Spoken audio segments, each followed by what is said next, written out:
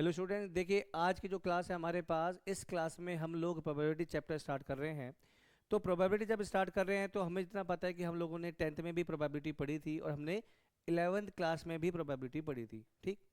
अच्छा, प्रोबेबिलिटी जब हम लोग पढ़ रहे हैं तो सबसे पहले हमारे जो दिमाग में वर्ड आता है वो आता है सैम्पल स्पेस, ठीक। हमने क्या लिखा है यहाँ पे? Sample space. तो सैम्पल स्पेस का सबसे पहले देखते हैं सैम्पल स्पेस का मतलब क्या है हमारे पास। हाँ जी, क्या मतलब होता है सैम्पल स्पेस का? मान लीजिए आपने एक कॉइन को टॉस किया, सिंगल कह रहा हूं मैं, एक कॉइन को आपने टॉस किया, तो जितने भी टोटल पॉसिबल आउटकम्स हैं, टोटल पॉसिबल आउटकम्स, ठीक, उन्हें हम लोग क्या कहते हैं? सैंपल स्पेस कहते हैं। जैसे कि हमने कहा, लिख देते हैं यहाँ पे, एग्जांपल लिख देते हैं। हमने कहा यहाँ पे ए कॉइन इज टॉस्ड, ठीक। भाई एक कॉइन को आपने टॉस किया तो क्या बनेगा? आपने कॉइन को जब टॉस किएगा करेंगे तो क्या हो सकता है जी? हो सकता है जी आपके पास हेड आ जाए या हो सकता है आपके पास टेल आ जाए, फाइन। तो जब अगर हम दोनों को एक साथ लिख देंगे तो ये क्या बनेगा? This will be head comma tail. ये बात ठीक है ना? ये बात सही। तो हम अगर बात करी जाए सैंपल स्पेस, तो this will be the sample space. ये बात सही है। अच्छा, मान लीजिए मैंने एक कॉइन को दो बार कर दिया, दिस इज एग्जाम्पल नंबर 1। हमने कहा, लिखते हैं यहाँ पे एक कॉइन इज टॉस्ड, एक कॉइन इज टॉस्ड ट्वाइस, है ना। भाई हम लोगों ने कहा जी एक कॉइन को हमने दो बार टॉस किया, या ऐसे भी बोल सकते हैं कि दो कॉइन को हमने एक बार टॉस, बात सेम रहेगी, ठीक। तो जैसे कि मैंने यहाँ लिखा कि भाई मैंने यहाँ पे बोल दिया जी मेरे पास एक या तो हेड आ सकता है या फिर हमारे पास क्या आ सकता है यहाँ पे? टेल आ सकता है। चलो जी ठीक है, हमारे पास हेड आके हमने कॉइन को फिर से टॉस करा। फिर से टॉस करेंगे तो हम लोग क्या कह सकते हैं यहाँ पे? हो सकता है कि भाई दोबारा ही हेड आ जाए हमारे पास, या हो सकता है हमारे पास टेल आ जाए। अगर ऐसे टेल है तो हो सकता है जी मेरे पास हेड आ जाए, या हो सकता है जी मेरे पास टेल आ जाए। ये बात सही है। तो ये सारे के सारी क्या है? सारी पॉसिबिलिटी है when a two coin is toss, या फिर हम कह सकते हैं एक coin is toss twice, fine. तो जब हम इसको एक साथ लिख देते हैं तो सैंपल स्पेस कैसे बनेगा? This will be head head, head tail, tail head, and this will be tail tail. जो ये मेरे पास जो टॉसिबल जो पॉसिबल आउटकम्स हैं वो ये आ गए मेरे पास, फाइन। अच्छा, अब मैं यहाँ पे एक चीज़ देख रहा था कि जब आप यहाँ पे सैंपल स्पेस की बात कर रहे हैं यहाँ पे, तो यहाँ पे कॉइन्स के लिए एक सिंपल तरीका होता है, ठीक है। तो यहाँ पे एक छोटा सा नोट लिख देते हैं हमारे पास। तो sample space of a coin, sample space of a coin will be equal to 2 की पावर n। ये बात सही। Where n is a number of coin, n is a number of coins. ये बात सही। चलो जी देखते कैसे। चलिए इसको दोबारा से लिख लेते हैं। यहाँ पे हमने क्या बोला था भाई आप लोगों को? हमने बोला कि भाई sample space, sample space of a coin will be equal to 2 की पावर n। ये बात समझ आ रही है? तो जब हमने कहा भाई 2 की पावर n है, 2 की पावर n है, इसका क्या मतलब आ गया मेरे पास? हाँ जी, 2 की पावर n आ गया। मैंने कहा था n क्या था यहाँ पे? n बोला मैंने यहाँ पे n is a number of coins, fine. अच्छा, अगर मैंने बोला यहाँ पे एक कॉइन उछाला गया, मतलब एक सिंगल कॉइन इज टॉस, आपने एक सिंगल कॉइन लिया और टॉस करा, तो इसके अंदर बात करी जाए तो सैंपल इसके स्पेस में कितने एलिमेंट आएंगे? नंबर ऑफ एलिमेंट्स, ठीक है ना, in sample space, in a sample space will be equal to 2 की power 1, answer will be 2। But बिल्कुल करेक्ट है। आप देखें ना, आपने कॉइन को टॉस करेंगे तो क्या बनेगा सैंपल स्पेस? या तो जी हेड आएगा मेरे पास, या फिर हमारे पास क्या आएगा जी? टेल आएगा। इसी तरीके से बात करी जाए, मान लीजिए मैंने बोल दिया कि n की वैल्यू क्या हो गई मेरे पास? 2 हो गई, फाइन। तो अगर 2 आ गई तो मेरे पास, तो नंबर ऑफ एलिमेंट की बात करें तो नंबर ऑफ एलिमेंट्स क्या बनेंगे मेरे पास? This will be equal to क्या बनेगा? 2 की पावर 2 बनेगा मेरे पास। और 2 की पावर 2 लिया तो हमारे पास क्या गया? 4 आएगा। तो वैल्यू कैसे बनेगी ऐसे स्पेस का एलिमेंट? विल भी क्या आएगा? या तो हेड हेड आएगा, या फिर हेड टेल आएगा, या फिर टेल हेड आएगा, या फिर टेल टेल। ये बात समझ आई? अगर मैं बोलूँ n की वैल्यू 3, मतलब 3 कॉइन को टॉस करा गया, है ना। अगर मैंने कहा भाई n की वैल्यू 3 कर दी, तो जो नंबर ऑफ एलिमेंट्स बनेंगे, नंबर ऑफ एलिमेंट्स किसमें? In sample space, in sample space, वो क्या बनेंगे जी? वो बनेंगे 2 की power 3, answer will be equal to 8। ये बात समझ आ रही है? बोलो भाई, ये बात ठीक। अच्छा, कुछ तरीका आपको मैं पुराना तरीका भी सिखा देता हूँ।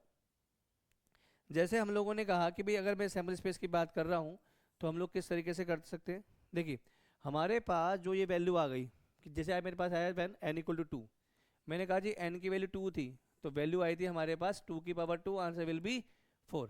तो जब मैं सैम्पल स्पेस की बात कर रहा हूँ तो मैं इस 4 को क्या करूँगा, हाफ करूँगा। ठीक, अगर मैं हाफ करता हूँ तो उतने ही हेड और उतने ही टेल लिखने हैं। ठीक, जैसे मैंने कहा भाई डिवाइड बाय 2, तो आंसर 4 डिवाइड बाय 2 किया तो आंसर विल बी 2।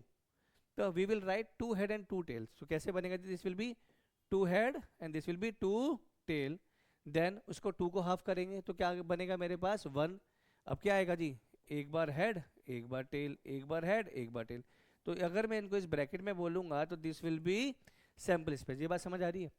इसी तरीके से अगर मैं बात कर देता हूँ n की वैल्यू 3, ठीक है ना, तो जो नंबर ऑफ एलिमेंट थे वो बन गए 2 की पावर 3, आंसर विल बी 8। 2 की power 3 answer will B 8, fine. तो अगर मैं यहाँ सैम्पल स्पेस की बात कर रहा हूँ तो सैम्पल स्पेस के जो एलिमेंट बनेंगे क्या बनेंगे जी, आपको 8 को डिवाइड करेंगे किससे, 2 से, तो आंसर विल बी 4, है ना। तो हम लोग कैसे लिखेंगे, ये लोग सब जो मैं आपको बता रहा हूँ ये सारा सारा बेसिक है, आपने 10th में 11th में सीखा होगा। तो हम क्या करेंगे भाई, 4 बार हेड आ गया, 4 बार टेल आ गया, फाइन। अब इस 4 को फिर डिवाइड बाय 2 करेंगे तो क्या आएगा मेरे पास, कितना है भाई, डिवाइड बाय 2 करा तो पहले 4 आ गया जी, 4 का आधा करेंगे तो कितना आ जाएगा जी, 2 आ जाएगा। तो क्या बनेंगे, 2 बार हेड 2 बार टेल, 2 बार हेड 2 बार टेल। फिर उसका आधा करेंगे तो 1 बार head tail head tail head tail head tail. ये बात समझ आ रही है। तो ये जो मेरे पास आएगा, this will be the sample space when we are tossing a 3 coins at a time और ए सिंगल कॉइन 3 टाइम्स। बात सेम रहेगी, ये बात सही है। तो आप इसको नोट करो, मैं इसको आगे लिख लेते हैं, तो ये बात सही है।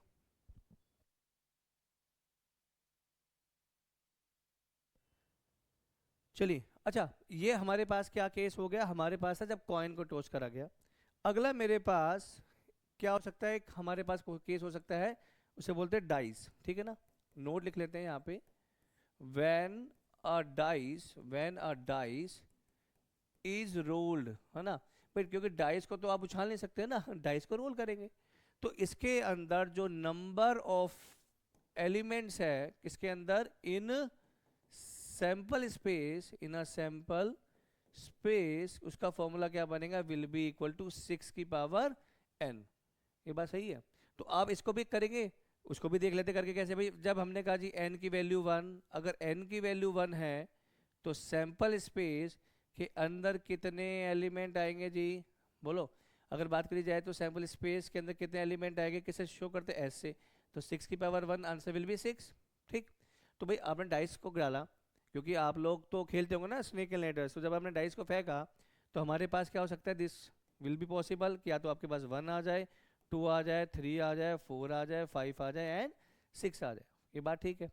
अगर मैं यही बात करूं कि भाई n की वैल्यू 2, कि मैंने बोला जी मैंने डाइस को 2 बार फेंका, है ना, तो जो सैम्पल स्पेस बनेगा वो कैसे बनेगा, दिस विल बी या तो 1,1 आ सकता है, 1,2 आ सकता है, 1,3 आ सकता है, 1,4, 1,5 एंड दिस इज 1,6। ऐसे इसकी बात करेंगे तो क्या आएगा, 2,1, 2,2, 2,3, 2,4 and this is 2,5 and this is 2,6। ये बात समझ आ रही है ना। हम लोग इस तरीके से लिख सकते हैं इसको। चलो ऐसे ही करते रहेंगे तो क्या बनेगा, यहाँ पे आएगा 6,1 से लेके कहाँ तक आ जाएगा, ये 6,6। तो ये सारे के सारा मेरे पास क्या आ जाएगा, सैंपल स्पेस आएगा। अच्छा देखिए ऐसे भी 6 है, अगर बात की जाए तो ऐसे जो रो है मेरे पास, है ना, जो मेरे पास रोज है वो कितनी है, 6 है। ठीक, और अगर ऐसे बात की जाए तो जो मेरे पास जो कॉलम है वो भी क्या है, किसके इक्वल है, 6। तो टोटल मेरे पास जो एलिमेंट बनेंगे वो क्या बनेंगे, दिस विल बी 6 की पावर 2, आंसर विल बी 36। ये बात सही है ना, ये बात ठीक। ऐसे ही अगर बात की जाए कि मेरे पास, मैंने बोला कि अगर डाइस को 3 टाइम्स रोल करते हैं, चलो वो भी केस भी देख लेते हैं एक बार, है ना। उसको डाइस को हम लोग क्या करते हैं, 3 टाइम्स रोल कर लेते हैं। तो हम यहाँ लिख लेते हैं व्हेन व्हेन n की वैल्यू आ गई 3, तो सैंपल स्पेस के अंदर एलिमेंट जो आएंगे विल बी 6 की पावर 3, आंसर विल बी 216। ये ठीक। तो ये किस तरीके से लिखा जाएगा सैंपल स्पेस, इसका सैंपल स्पेस ऐसे लिखेंगे, s विल बी 1,1,1, फिर आएगा 1,1,2, 1,1,3 चलते रहेगा 1,1,6 तक, ऐसे जाएगा यहाँ तक 6,1,1 तक, चलते रहेगा 6,6,6, ये ठीक है ना। तो टोटल कितना बचेगा, दिस विल बी 216, ये ठीक है ना। फिर एक तरीका और भी हमारे पास, हम ऐसे भी बोल सकते हैं कि जब हम लोग डाइस को कर रहे हैं, जैसे देखिए ये नोट लिख लेते हैं पहले यहाँ पे, चलिए नोट एक और लिखते हैं, इसके नोट के अंदर नोट लिख दिया हम लोगों ने। अगर मैं बात करूँ सिर्फ डाइस की, ठीक है, अगर मैं बात करूँ ये डाइस, अगर सिंगल डाइस है तो ये कितना आ जाएगा, दिस विल बी 6, भाई क्या हो गया, तो 1 आएगा, 2 आएगा, 3 आएगा, 4 आएगा, ऐसे तो आएगा। अच्छा अगर मैं बोल दूँ, पहला केस ही आ गया, दूसरा केस, मैंने कहा जी 2 डाइस है ना, मैंने क्या बोल दिया जी, 2 डाइस है, 2 डाइस है तो कैसे आएगा, पहला डाइस फिर दूसरा डाइस, ये बात सही है। अच्छा आप लोगों को अगर पता हो तो एक होता है मेरे पास फंडामेंटल प्रिंसिपल ऑफ काउंटिंग, उसमें दो आते थे, एक आता था फंडामेंटल प्रिंसिपल ऑफ मल्टीप्लिकेशन, एक आता था एडिशन। जब कोई भी दो काम या जब कभी भी दो इवेंट एक साथ हो रहे, पहला इवेंट एंड दूसरा इवेंट, है ना, तो उस केस के अंदर हम फंडामेंटल प्रिंसिपल ऑफ मल्टीप्लिकेशन लगाते थे। तो अगर बात की जाए इसकी, तो यहाँ पे क्या है भाई, इसके आने के कितने चांसेस थे, 6, इसके कितने थे 6, भाई कोई भी 6 आ सकता है ना। तो टोटल क्या बनाता है यहाँ पे 6 × 6, आंसर विल बी 36, फाइन। ऐसे ही मैं थर्ड पॉइंट में बोलूँ कि मान लीजिए मेरे पास 3 डाइस थे, पहला डाइस फिर आगे दूसरा डाइस फिर आ गया तीसरा डाइस, है ना, चलिए हाँ फिर आगे थर्ड डाइस, है ना। तो अगर इसकी बात करी जाए तो इस केस में जो सैंपल स्पेस थे, है ना, यहाँ क्या आएगा भाई, इसमें से क्या आएगा, कोई भी 6 में से आ सकता है, यहाँ पे कोई भी 6 में से आ सकता है, यहाँ पे कोई भी 6, तो तब तीनों को हम लोग मल्टीप्लाई करें तो आंसर क्या आएगा यहाँ पे 216, ये बात समझ आई, बोलो ठीक है ना।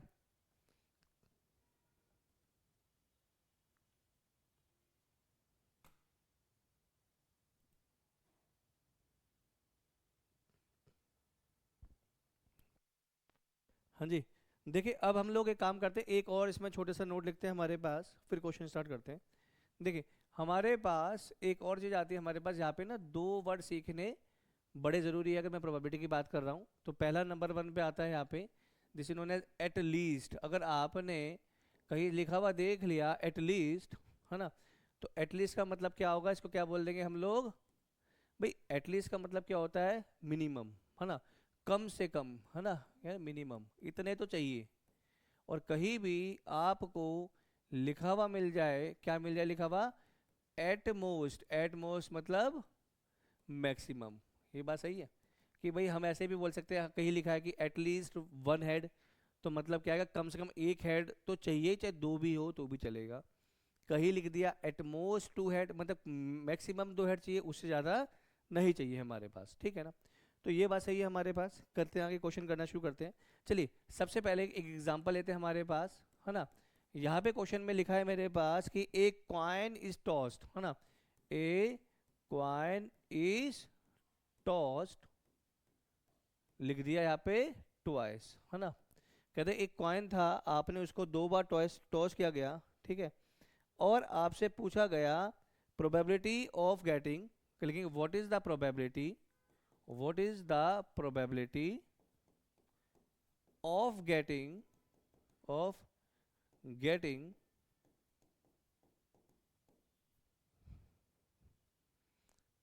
एटलीस्ट 1 हेड, है ना, एटलीस्ट 1 हेड। वो कहता है भाई कम से कम मुझे 1 हेड चाहिए, तो आपको इसका वो निकालना है, प्रोबेबिलिटी निकालनी है ना। तो कैसे करेंगे हम लोग इसका, देखते हैं भाई, है ना। तो सबसे पहले हमें क्या लिखना पड़ेगा जी, यहाँ पे सैंपल स्पेस लिखना पड़ेगा। सैंपल स्पेस कैसे लिखते थे आप लोग, ये बनेगा एस, ये बनेगा जी हेड हेड बनेगा, ये बनेगा जी हेड टेल बनेगा, फिर बनेगा टेल हेड बनेगा, फिर टेल टेल बनेगा, ये बात सही है। देखिए मैंने आपको यहाँ पे बोला स्टार्टिंग में कि मेरे पास यहाँ पे अगर मैं प्रोबेबिलिटी की बात कर रहा हूँ तो मुझे 2 चीज़ें पता होनी चाहिए, पहला सैंपल स्पेस, दूसरा इवेंट्स। देखो इस वाली जो प्रोबेबिलिटी की बात कर रहे हैं हम लोग 12th क्लास में, तो हमें अगर प्रोबेबिलिटी के अंदर इवेंट्स लेट करने आ गए ना तो प्रोबेबिलिटी बहुत आसान है। तो जैसे यहाँ पे क्या था मेरे पास, इवेंट क्या बनेगा जी, फटाफट सोचो। हमने कहा हमें क्या निकालना था, what is the probability of getting at least 1 H, तो हमने क्या भरा यहाँ पे लेट करा, let E be the event, let E be the event of getting at least one head, है ना भाई, कम से कम मुझे एक हेड चाहिए। तो अगर मुझे एक हेड चाहिए तो कैसे बनेगा जी, एक हेड कम से कम, ज्यादा हो जाए फर्क नहीं पड़ेगा, पर भाई एक तो मुझे चाहिए। तो हम कैसे बनाएंगे जी, ई विल बी इक्वल टू, तो कैसे बनेगा जी, हेड हेड आ जाएगा, हेड टेल आ जाएगा, टेल हेड आ जाएगा, ठीक है ना, क्योंकि टेल टेल नहीं आ सकता क्योंकि अगर उसने कम से कम एक तो चाहिए ही। तो अगर मैं बात करूं यहाँ पे तो प्रोबेबिलिटी की अगर बात की जाए तो क्या बनेगा भाई, नंबर ऑफ इवेंट्स, है ना, नंबर ऑफ एलिमेंट जो इवेंट में थे अपॉन में number of element in sample space. ये बात ठीक। तो यहाँ पे अगर देखा जाए दिस विल बी 3/4, तो ये क्या बन जाएगा मेरे पास, प्रोबेबिलिटी ऑफ इवेंट, है ना, probability of event of getting at least one eight, कम से कम, ठीक है। अच्छा, जो आपने ये फॉर्मूला देखा है, ये फॉर्मूला आपने पहले भी देखा है, हाँ 10th क्लास में देखा होगा, है ना। तो इसको हम लोग कैसे लिख सकते हैं, अगर इसमें लिखा जाए तो इसको बोल देंगे हमारे पास, चलो अगर इसकी बात करी जाए तो कहेंगे probability of any event will be equal to number of favourable, number of favourable events, ठीक है ना, नंबर ऑफ फेवरेबल इवेंट्स, ठीक, डिवाइड बाय में total number of event, total number of events, ठीक है। तो ये मेरे पास फॉर्मूला वो वाला फॉर्मूला है, ये मेरे पास वो वाला फॉर्मूला है जो अभी तक आप लोगों ने 10th क्लास में पढ़ा है। ये बात सही है ना, ये बात ठीक। तो आप लोग वीडियो को साथ साथ, है ना, साथ साथ पोज कर सकते हैं और इसका स्क्रीनशॉट ले लीजिए, या फिर आप इसे साथ साथ अगर लिख, जैसे आपने पढ़ा और साथ साथ अगर लिख रहे हैं तो आपको ज़्यादा अच्छा लगेगा, फटाफट।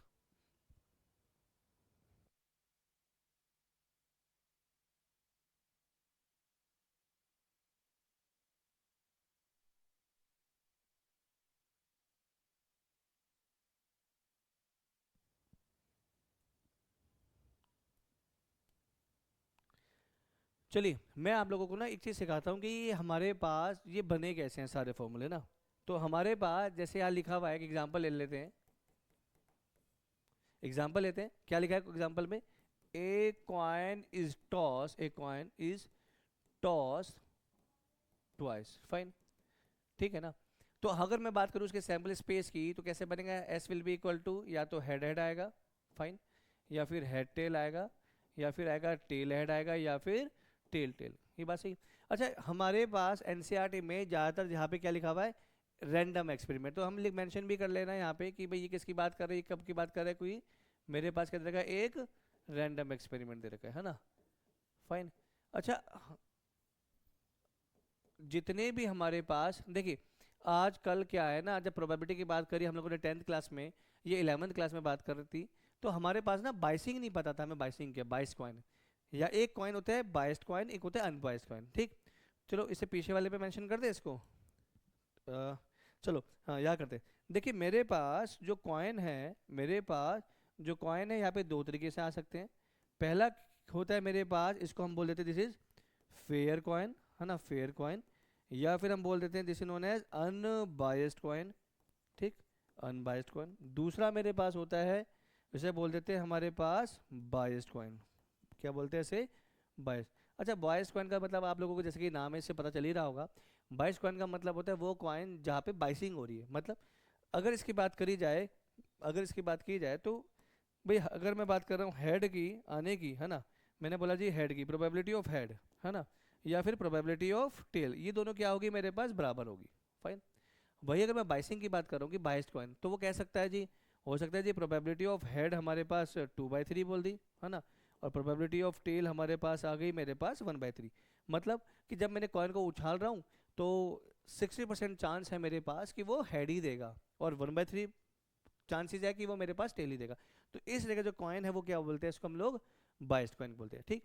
तो जब हम बात कर रहे हैं किसी फॉर्मूले बनाने की, तो अगर हमने कहा भाई रैंडम एक्सपेरिमेंट था मेरे पास जहाँ पे एक कॉइन को दो बार उछाला गया, ठीक, और हमें जब गिवन नहीं है ना तो हम लोग क्या कहते हैं भाई इस, क्या है मेरे पास, जब तक गिवन नहीं है, ये ध्यान रखना, जब तक क्वेश्चन में गिवन नहीं है कि जो कॉइन बायस्ड है हम उसे बायस्ड नहीं मानेंगे।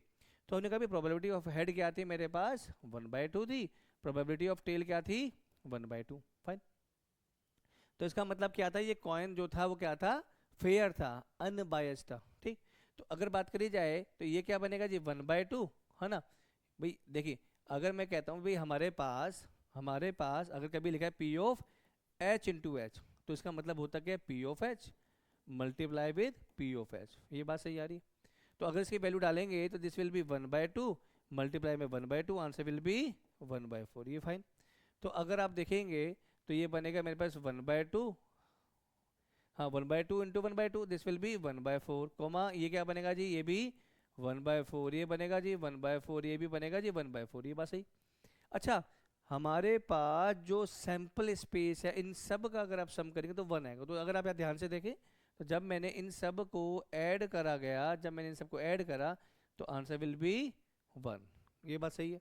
तो हमें ये पता होना चाहिए कि जब भी मैं सैंपल स्पेस की बात कर रहा हूँ तो उन सब का सम क्या आता है मेरे पास 1 ही आता है। फाइन, ये बात ठीक।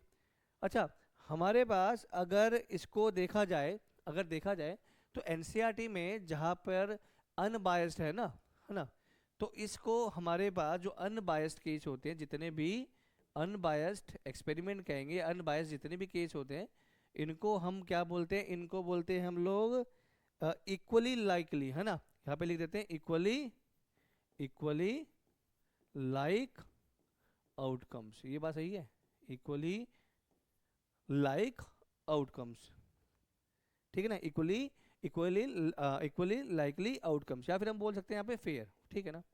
और अगर बात करें हमारे पास बायस्ड केस आता है तो हम लोग अगर बात करी जाए बायस्ड केस, है ना, ये पहला केस कौन सा हो गया जी मेरे पास अनबायस्ड।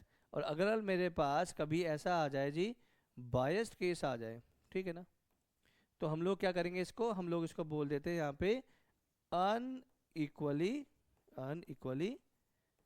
Likely outcomes. ये बात सही है।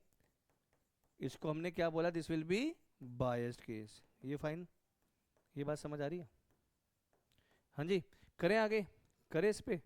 तो अब हमारे पास एक क्वेश्चन देख लेते हैं, इस पे अगर मिल जाए तो हमें कोई, ठीक है। जैसे कि हमारे पास, जैसे इसमें एक क्वेश्चन ले लेते हैं हमारे पास। यहाँ पे एग्जांपल लिखा है कि ए अनबायस्ड कॉइन इज टॉस्ड, ठीक है ना, टॉस्ड ट्वाइस, ठीक है जी। अगर मैं बात कर रहा हूँ मेरे पास कि मेरे पास एक क्या था, अनबायस्ड कॉइन था, ठीक है, और आपने उस अनबायस्ड कॉइन को, भाई अनबायस्ड कॉइन था, इसका मतलब क्या बनेगा जी, भाई प्रोबेबिलिटी ऑफ हेड थी वो ज़्यादा थी, दिस इज 2/3। और बात करी जाए probability of tail equal to, ये गिवन था हमें, भाई तो गिवन है, बताना ही पड़ेगा ना, कि अगर मेरे पास एक कॉइन है, बायस्ड कॉइन है, उछाल रहा हूँ उसको, तो हेड क्या आ रहा है 2/3 चांस, मतलब 60% चांसेस है कि हेड आ रहा है। मतलब अगर एक कॉइन को मैंने 100 बार उछाला तो 60 टाइम्स में हेड आएगा और 40 टाइम्स क्या आएगा मेरे पास, टेल आएगा। ये सिंपल सा था मेरे पास, ठीक है। तो अगर मैं इसका सैंपल स्पेस लिखूं, है ना, तो अगर इसका सैंपल स्पेस लिखें तो सैंपल स्पेस कैसे बनेगा, सैंपल स्पेस तो सेम ही आएगा। वो कैसे बनेगा जी, this will be head head आएगा, हेड टेल आएगा, टेल हेड आएगा, या फिर टेल टेल आएगा। ये बात सही है ना। तो अब इसकी वैल्यू पुट करके देख लेते हैं हमारे पास, तो कैसे बनते, this will be 2/3 multiply 1/3, comma ये बनेगा 2/3 मल्टीप्लाई विद, अच्छा ये तो दोनों 2/3 थे ना, this will be 2/3 multiply with 2/3, comma ये बनेगा 2/3 मल्टीप्लाई 1/3, ये बनेगा मेरे पास 1/3 मल्टीप्लाई विल बी 2/3, कोमा ये बनेगा 1/3 मल्टीप्लाई विद 1/3। फाइन, क्योंकि इसमें आप ध्यान से देखें ना, सब की वैल्यू अलग है ना। जैसे पीछे वाला था 1/2 था, मगर यहाँ पे आपने गिवन क्या था, अनबायस्ड कॉइन था, तो वहाँ था प्रोबेबिलिटी ऑफ हेड क्या थी 2/3 थी, और प्रोबेबिलिटी ऑफ टेल क्या थी 1/3। फाइन, तो जब इसकी बात करेंगे this will be 4/9 comma this will be 2/9, ये बनेगा 2/9 कोमा 1/9। ये बात सही है। मगर इस सैंपल स्पेस का जब मैंने एडिशन किया, सम किया, तो भी फिर भी क्या आएगा, 1 आएगा। तो क्या बनेगा भाई, 4/9 प्लस 2/9 प्लस 2/9 प्लस 1/9। ये बात सही है। तो this will be 9/9 equal to 1। ये बात सही है। तो हमेशा ध्यान रखना है, जो प्रोबेबिलिटी है ना, वो हमेशा 0 से लेके 1 के बीच में लाई करेगी। ये बात सही है। तो यहाँ पे एक नोट करके आप लिख सकते हैं, यहाँ पे, है ना, हमने यहाँ लिखते हैं, एक नोट लिख लेते हैं यहाँ पे, कि जो प्रोबेबिलिटी है हमारे पास, देखिए प्रोबेबिलिटी है वो हमेशा लेस देन इक्वल टू 1 होगी, number 1 point. Number second point की अगर मैं बात करूं तो जो प्रोबेबिलिटी है हमारे पास वो हमेशा 0 और 1 से बीच में लाई करेगी। ये बात सही?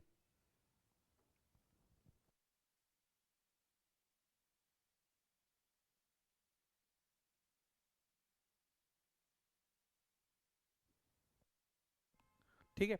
देखिए, जितनी भी अभी तक हम लोगों ने प्रोबेबिलिटी पढ़ी ना, ये सारी की सारी किस्में थी 10th और 11th में।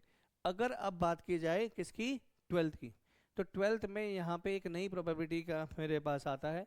इसको हम प्रोबेबिलिटी का बोलते हैं, this is known as conditional, this is known as conditional probability.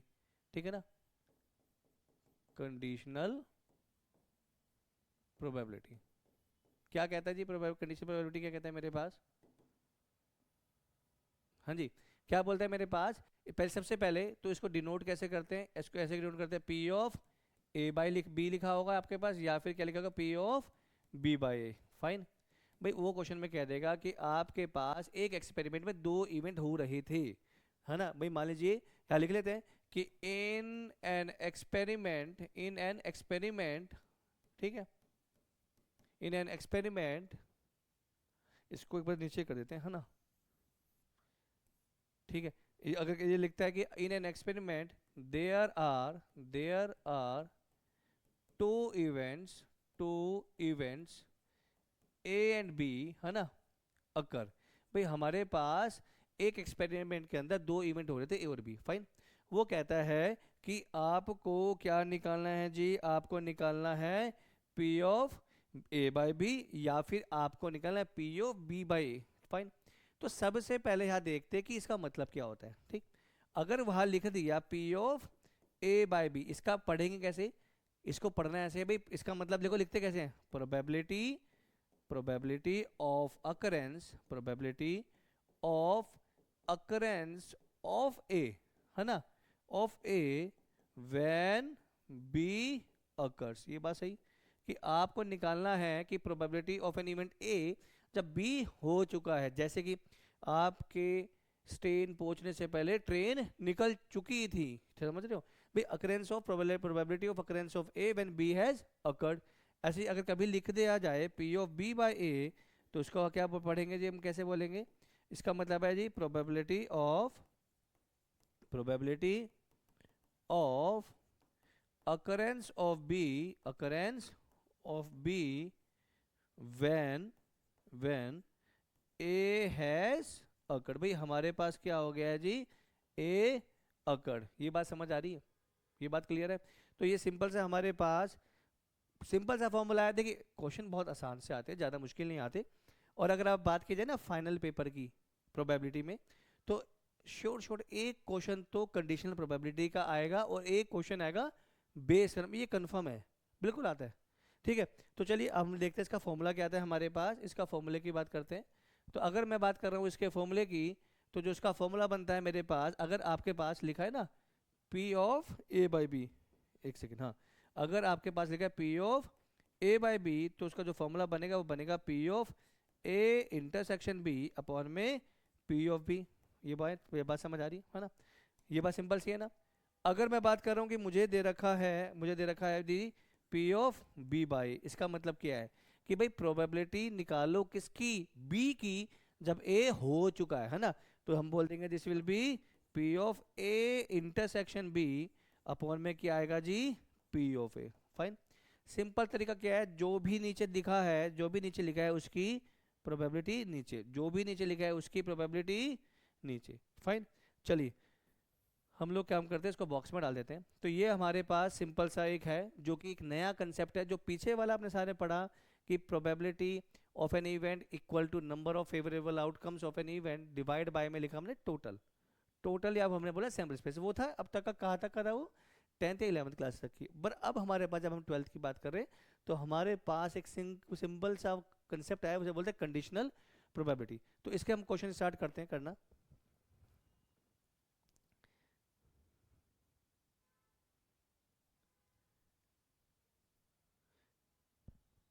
हाँ जी, चलो इसके क्वेश्चन काम करते हैं हम लोग, सीधा एनसीईआरटी पे स्टार्ट कर लेते हैं। देखिए एनसीईआरटी हमारे पास है। अब हमारे पास देखो, इसको पढ़ना तो आप लोगों को मुझे लगता है शायद आ गया होगा, है ना। यहाँ से एक और चीज़ है मेरे पास, यहाँ से ना आप P of A intersection B भी निकाल सकते हो। P of A by B into में पी बी, वो इस तरीके से उसके क्वेश्चन आगे करेंगे जब मल्टीप्लिकेशन थ्योरम आएगी। अब हमारे पास यहाँ पे देखा जाए, this is the first question. पहले क्वेश्चन में आपको एक दिख रहा है विजिबल, हाँ विजिबल है। हमारे पास अगर पहले क्वेश्चन को देखा जाए तो क्या लिखा हुआ है, it is given that E and F, उसने दे दिया भाई ई और एफ क्या थे, दो इवेंट थे, और उसने बोल दिया आपके पास जो पी ऑफ ई था उसकी जो प्रोबेबिलिटी 0.6 थी, पी ऑफ एफ था उसकी जो प्रोबेबिलिटी थी 0.3, और अगर बात की जाए P of E intersection F, अच्छा P of E intersection F का मतलब समझते हैं, P of E intersection F का मतलब है पी ई इवेंट हो गया occurrence of E and probability of occurrence of F event, fine. तो इसकी जो वैल्यू दे रखी है आपके पास दे रखी है 0.2, यानी कि 0.2 है ना, 0.2 ऐसे पढ़ा जाता है इसको। तो अगर वो आपसे पूछता है जी आपको निकालना है P of E by F event, तो बनेगा P of E intersection F upon में पी ऑफ एफ आएगा, फाइन। यही वो आपसे पूछ लेता P of F by E, मतलब क्या है इसका, दोनों केस में फर्क है, क्या फर्क है भाई, ये निकालना चाहता है कि भाई इसमें प्रोबेबिलिटी ऑफ ई निकाल लीजिए जब क्या है एफ हैज अकर्ड, ये हो चुका है, फाइन। और जबकि इसकी बात करी जाए तो हम क्या बोलेंगे इसमें, क्या बोलेंगे, ई हैज ऑलरेडी अकर, भाई ई ऑलरेडी हो चुका है। तो फॉर्मूला तो सेम ही रहेगा, क्या बनेगा P of E intersection F, fine, upon में क्या बन रहा है पी ऑफ ई। ये बात समझ आ रही है, ये बात क्लियर। एनसीईआरटी ये बहुत सिंपल सा क्वेश्चन है। तो अगर इसकी वैल्यू पुट करी जाएगी P of E intersection F, तो उसकी जो वैल्यू थी हमारे पास थी 0.2 डिवाइड बाय में इसकी वैल्यू आ जाएगी P of F, P of F की वैल्यू 0.3, तो आंसर वैल्यू क्या बनेगा यहाँ पे, आंसर विल बी 2/3, ठीक। ये किसकी वैल्यू आ गई, पी ऑफ ई बाय में एफ की। ऐसे जब बात करी जाए इसकी वैल्यू निकाली जाएगी तो वैल्यू आएगा 0.2 अपन में पी ऑफ ई की वैल्यू आएगी 0.6, तो आंसर विल बी 1/3। ये बात समझ आ रही है। तो इसका आंसर आ गया भाई 1/3, इसका आंसर आ गया मेरे पास 2/3। ये बात क्लियर है, ठीक। अच्छा अब सेकंड क्वेश्चन करते हैं हमारे पास। सेकंड क्वेश्चन के अंदर, हाँ जी, हमारे पास अगर बात की जाए सेकंड क्वेश्चन की, तो सेकंड क्वेश्चन के अंदर क्या दे रखा है ये देख लेते हैं एक बार। क्वेश्चन नंबर सेकंड विजिबल है, एक सेकंड, हाँ विजिबल है ना, ठीक है। थोड़ा सा और इसमें स्पेस दे देते हैं, ठीक है अब ठीक है ना। हमारे पास क्या देखा भाई सेकंड क्वेश्चन में, क्या दे रखा है, सेकंड क्वेश्चन में दे रखा है कि आपको निकालना है P of A by B, है ना, क्या जी क्या निकालना दिखाए, P of A by B. इसको पढ़ा कैसे जाएगा जी, probability of occurrence of A, है ना, क्या निकालना है, probability of occurrence of A when B has already occur, B has already, ठीक है, अकर्ड। बी, एक second, B has already occurred, ठीक। तो क्या फॉर्मूला बनेगा, बनेगा P of A intersection B upon में बनेगा पी ऑफ बी बनेगा। तो ए इंटरसेक्शन बी की जो वैल्यू थी वो क्या थी मेरे पास, वो वैल्यू थी मेरे पास 0.32, डिवाइड में क्या दे रखा था 0.5, फाइन। तो हम निकालेंगे इसको, तो कैसे बनेगा, यहाँ से गया तो डिवाइड में आएगा 100 आएगा, यहाँ पे यहाँ से गया तो आएगा 10, तो इससे कैंसिल हो गया, तो दिस विल बी 32/50 बन गया। अब आप क्या कर सकते हैं, इसे काट सकते हैं, काटेंगे तो वैल्यू क्या बनेगी, दिस विल बी 2 से गया 16, यहाँ पे गया 25, तो ये सिंपल सा आंसर आ गया इसका। ये बात सही है। तो ये अभी हमारे पास कंडीशनल प्रोबेबिलिटी है, बड़ा सिंपल से क्वेश्चन है, पर ये बात कंफर्म है कि पेपर में आएगा ही आएगा, मतलब आपने प्रोबेबिलिटी पढ़ी और ये नहीं पढ़ा तो क्या ही पढ़ा, तो ये पेपर में पक्का आएगा, फाइन। चलिए अब हमारे पास अगला क्वेश्चन है, क्वेश्चन नंबर 3 पे आते हैं हमारे पास। क्वेश्चन नंबर 3 में क्या दे रखा है, क्वेश्चन नंबर 3 में बोला गया है कि आपके पास P ऑफ A दे रखा है जी, आपके पास P ऑफ A की जो वैल्यू थी वो थी 0.8, P ऑफ जो B है उसकी वैल्यू है आपके पास 0.5, और P ऑफ B अपॉन में A, है ना, मतलब probability of B when A has already occurred, इसकी जो वैल्यू आपके पास दे रखी है दिस वैल्यू इज 0.4, ठीक है जी। तो आपको A इंटरसेक्शन B निकालना था, A इंटरसेक्शन अगर आपको B आपको निकालना है तो हम ये यूज कर लेते हैं कि भाई हमें गिवन क्या था, since P of B by में A इक्वल टू था 0.4, तो इसको लिख देंगे P of A intersection B, है ना, डिवाइड में क्या कर देंगे हमारे पास, this will be P of A की वैल्यू क्या थी 0.4 थी। तो यहाँ से अगर सॉल्व किया जाए तो P of A intersection B की वैल्यू आएगी 0.4 मल्टीप्लाई में आएगा पी ऑफ ए। यहाँ तक कोई बात, ये बात ठीक है ना। तो अब आपके पास पी ऑफ ए गिवन था, तो ये वैल्यू कैसे बनेगी, दिस विल बी 0.4 मल्टीप्लाई में 0.8। ठीक, तो मल्टीप्लाई करेंगे तो क्या आएगा 0.32। ये आ गया मेरे पास P of A intersection B, ये इसकी वैल्यू आ गई पी ऑफ, है ना, 0.32। P of A intersection B की जो वैल्यू आ गई 0.32, ये वाली वैल्यू मेरे पास सिंपल सी वैल्यू आ गई। कुछ नहीं करा, सिंपल फॉर्मूला था वो मैंने अप्लाई कर दिया। ठीक, चलिए सेकंड पार्ट, ये फर्स्ट पार्ट है ना, ये था मेरे पास, ये तो फर्स्ट पार्ट था, इसकी वैल्यू निकालनी थी। चलिए सेकंड पार्ट की बात करते हैं हमारे पास। तो सेकंड पार्ट में क्या लिखा हुआ है, पी ऑफ ए बाय में बी, है ना। ऐसे नहीं बोलना P A divide B, P A by B, मतलब probability of occurrence of A when B has already occur. तो इसका फॉर्मूला लगेगा तो क्या बनेगा, P of A intersection B divide में बनेगा पी ऑफ बी। फाइन।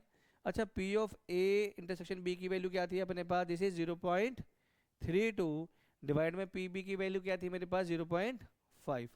तो फिर सॉल्व करेंगे तो बनेगा 32 बाय में 50 बनेगा, तो ये बनेगा मेरे पास 16 बाय में 25। ये बात समझ आई। ये सेकंड पार्ट था मेरे पास, ठीक है ना। चलिए अब हमारे पास जो थर्ड पार्ट है वो देखते हैं। अच्छा, थर्ड पार्ट के लिए एक छोटा सा नोट लिख लेते हैं पीछे जाके। देखिए एक छोटा सा नोट लिखते हैं हमारे पास, ये चीज़ हम लोगों ने सेट में पढ़ी थी। ठीक, क्या पढ़ा था हमने, यहाँ पे लिख लेते हैं, this is known as the algebra of events, algebra of events. ठीक, क्या लिखा है हम लोगों ने इसमें, हाँ जी, क्या है इसमें, ये आप लोगों ने पढ़ा भी है, आप लोगों ने जब पढ़ा था, जब सेट पढ़ा हो ना 11th क्लास का। क्या बोलता है ये, नंबर 1 कि अगर कभी लिखा हो P of A union B, तो क्या मतलब होता है जी, पी ऑफ ए प्लस में पी ऑफ बी, है ना, minus P of A intersection B. ये आपने पढ़ा होगा, ये तो पढ़ा होगा, ये तो सिंपल सा सेट में पढ़ा था आप लोगों ने। अच्छा, इसमें एक चीज और आती है, क्या वो कहता है कि इफ कहता है if A and B, if A and B are independent event, है ना। अच्छा, इंडिपेंडेंट इवेंट का मतलब क्या है, कि वो इवेंट जो आपस में मैच ही नहीं खा रहे। जैसे कि आपने एक कॉइन टॉस करा और एक डाइस फेंक दिया, तो क्या ये आपस में इवेंट एक दूसरे को कुछ इफेक्ट कर सकते हैं, नहीं करेगा, करेगा ही नहीं। तो इस तरह के इवेंट क्या बोलते हैं, इंडिपेंडेंट इवेंट। तो अगर ऐसा कभी है तो उस केस में जो P of A union B बनेगा, वो बनेगा पी ऑफ ए प्लस में पी ऑफ बी। ये बात सही है ना, वो क्या बनेगा, पी ऑफ ए प्लस में पी ऑफ बी। क्यों, क्योंकि हम बोलेंगे since P of A intersection जो बी है उसकी वैल्यू क्या बनेगी मेरे पास 0, क्योंकि भैया उन दोनों में कुछ कॉमन ही नहीं है, तो आप कैसे निकालोगे, ये बात ठीक। चलिए थर्ड क्वेश्चन पे आते हैं अब हमारे पास, थर्ड नहीं फोर्थ क्वेश्चन में, एक सेकेंड, हाँ ठीक है सॉरी, इसका थर्ड पार्ट रह गया था। थर्ड पार्ट में क्या लिखा है, इसके थर्ड पार्ट में लिखा है यहाँ पे नंबर थर्ड पार्ट, आपको निकालना था P of A union B, है ना। तो अब आपको समझ आ गया ए यूनियन बी का मतलब क्या बनेगा जी, इसका मतलब बनेगा this will be P of A, फिर बनेगा पी ऑफ बी, माइनस में बनेगा P of A intersection B. Fine. अच्छा, पी ऑफ ए की वैल्यू क्या थी आपके पास, पी ऑफ ए की वैल्यू जो गिवन थी क्वेश्चन में, वो दे रखी थी 0.8, है ना। एनसीईआरटी के क्वेश्चन है, आप एनसीईआरटी भी जब आप पढ़ रहे हैं ना, वीडियो देख रहे हैं, तो साथ साथ एनसीईआरटी खोल लेना। तो ये आ गया मेरे पास, दिस विल बी 0.8 प्लस में पी ऑफ बी की बात करें तो वैल्यू थी 0.5, माइनस में इंटरसेक्शन था 0.32। ये फाइन, ये बात सही है ना। तो अब हम लोग क्या करेंगे, इसको ये वैल्यू बनेगी भाई हमारे पास, दिस वैल्यू विल बिकम, अच्छा 8 + 5 विल बी 13, तो कैसे बनेगा, दिस विल बी 1.3 माइनस का 0.32। ये बात सही है। अब सिंपल से कैलकुलेशन रह गई है, ये आप लोगों को करने आती है इसको। तो जब हम लोग इसको माइनस भी कर रहे हैं, तो जो इसकी वैल्यू जो हमारे पास आ रही है वो वैल्यू आ रही है, दिस वैल्यू विल बी 0.98। ये बात सही है ना, सिंपल सा क्वेश्चन था, फटाफट करेंगे, है ना। चलिए अगले क्वेश्चन पे आते हैं हमारे पास, क्वेश्चन नंबर 4। क्वेश्चन नंबर 4 में हमारे पास क्या बोला हुआ है, देखिए क्वेश्चन में गिवन क्या था P of A union B को निकाल लिया आप, ठीक है। वो कहता है twice P of A equal to P of B की वैल्यू दे रखी है 5 बाय में 13, है ना। और कहता है पी ऑफ ए बाय में बी की जो वैल्यू है वो दे रखी है 2 बाय में 5। ये आपके पास क्वेश्चन में गिवन है और आपसे पूछा गया आपको ए यूनियन बी निकालना है जी। तो क्या करेंगे हमारे पास बताइए। तो अगर मैं यहाँ से ध्यान से देखता हूँ इसको, है ना, तो ये देखता हूँ भाई पी ऑफ बी, जो हमारे पास पी ऑफ बी था उसकी वैल्यू क्या थी 5 बाय 13 थी, ठीक। ऐसे ही बात की जाए पी ऑफ ए, उसकी वैल्यू क्या बनेगी मेरे पास, दिस विल बी 5 बाय में 13 मल्टीप्लाई में 2, तो दिस विल बी 5 बाय में क्या आ जाएगा यहाँ पे 26 आ जाएगा। ये बात ठीक है। तो आपने पी बी आ गया, आपके पास पी ऑफ ए आ गया।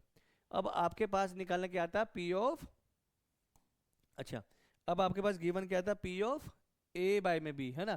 तो यहाँ पे क्या बनेगा P of A by B का मतलब बनेगा ए इंटरसेक्शन बी अपॉन में P of B will be equal to क्या आएगा हमारे पास, दिस विल बी 2 बाय में 5 आएगा। ये बात ठीक। तो क्या मैं कोई वैल्यू निकाल सकता हूँ, हाँ जी क्या निकाल सकता हूँ, ए इंटरसेक्शन बी की वैल्यू निकाल सकता हूँ। कैसे, क्रॉस मल्टीप्लाई कर दो, ऐसे बोल दो।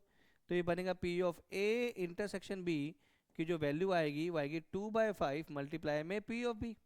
और आपके पास पी बाई बी की वैल्यू थी 2 बाय 5 मल्टीप्लाई में पी बी की वैल्यू थी 5 बाय में 13, है ना। दिस विल बी 5 बाय में 13, तो 5 से 5 कैंसिल हो गया, आंसर विल बी 2 बाय में 13। ये बात सही है। तो आपने इंटरसेक्शन निकाल लिया। आपसे पूछा क्या गया था, पूछा गया था ए यूनियन बी बताइए जी। तो हम लोग करते हैं जी पी ए यूनियन बी की वैल्यू बनेगी पी ऑफ ए, क्या बनेगी, प्लस में पी ऑफ बी माइनस में P of A intersection B, ठीक है ना। तो यहाँ पे वैल्यू क्या आएगी मेरे पास, इसकी वैल्यू थी 5 बाय में 26 प्लस में इसकी वैल्यू थी 5 बाय में 13 थी माइनस में 2 बाय में 13। ये बात सही है, ठीक है। अच्छा जब इसको सिंप्लीफाई करें तो देखो कैसे करेंगे सिंप्लीफाई। हमारे पास ऐसे भी बोल सकते हैं इसको कि हमारे पास भाई ये क्या था 5 बाय 26 था, प्लस में ये बन गया भाई 5 में से 2 गए तो क्या 3 बाय में 26, 3 बाय में 13 आ गया, फाइन। एलसीएम लेना आपको आता ही है, तो एलसीएम लेंगे तो क्या आएगा 26 आएगा, ये बनेगा 5 प्लस में ये आएगा 6, तो आंसर विल बी 11 बाय में 26। ये बात समझ आ रही है, बोलो। सिंपल सी कैलकुलेशन है, सिंपल सा फॉर्मूला है, यही मेथड है इसका, फटाफट नोट करेंगे।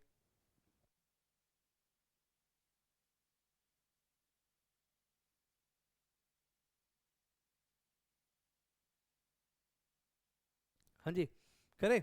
चलो भाई अगला क्वेश्चन करते हैं। हमारे पास अगला क्वेश्चन दे रखा है हमारे पास पी ऑफ ए की वैल्यू दे रखी है आपके पास, है ना। चलिए एक काम करते हैं, पहले ना इसके अंदर 2 पार्टीशन कर लेते हैं, काम आसान हो जाएगा, ठीक है। चलिए हमारे पास पी ऑफ ए की जो वैल्यू दे रखी है वो दे रखी है 6 बाय 11, पी ऑफ बी की जो वैल्यू दे रखी है वो दे रखी है मेरे पास 5 बाई 11, ठीक है। और P of A union B की जो वैल्यू दे रखी है मेरे पास 7 बाय में 11, ये वैल्यू दे रखी थी। अच्छा इंटरसेक्शन नहीं है अपने पास, इंटरसेक्शन नहीं है तो हम क्या करेंगे, या फॉर्मूला एक्सपेंड कर देते, तो क्या बनेगा, this will be P of A plus में पी ऑफ बी माइनस में P of A intersection B की वैल्यू क्या है मेरे पास 7 बाय 11। तो पी ऑफ ए की जो वैल्यू थी वो वैल्यू थी 6 बाय में 11 थी, प्लस पी ऑफ बी की वैल्यू थी 5 बाय में 11 थी, माइनस में P of A intersection B की वैल्यू क्या है यहाँ पे 7 बाय में 11। ये बात सही आ रही है, बोलो ये बात ठीक। तो हम लोग क्या करते हैं, इसको उठा के इधर ले जाते हैं, है ना, इसको उठा के इधर ले आते हैं। तो यहाँ से जो P of A intersection B की वैल्यू बनेगी वो कितनी बनेगी, 6 बाय 11 प्लस में 5 बाय 11 माइनस में 7 बाय 11। बात सही है ना। तो ऐड करो भाई 6 और 5 11, 11 में से 7 गए तो कितने बने 4, तो दिस विल बी 4 बाय में 11। ये बात क्लियर है, बोलो भाई ये बात सही है। तो अपने पास क्या निकल गया value, P of A intersection B की जो वैल्यू आ रही है वो आ रही है 4 बाय में 11। ये बात क्लियर हो गई, बोलो भाई ये बात ठीक है ना। है ना, इसको और सुंदर सा बना देते हैं,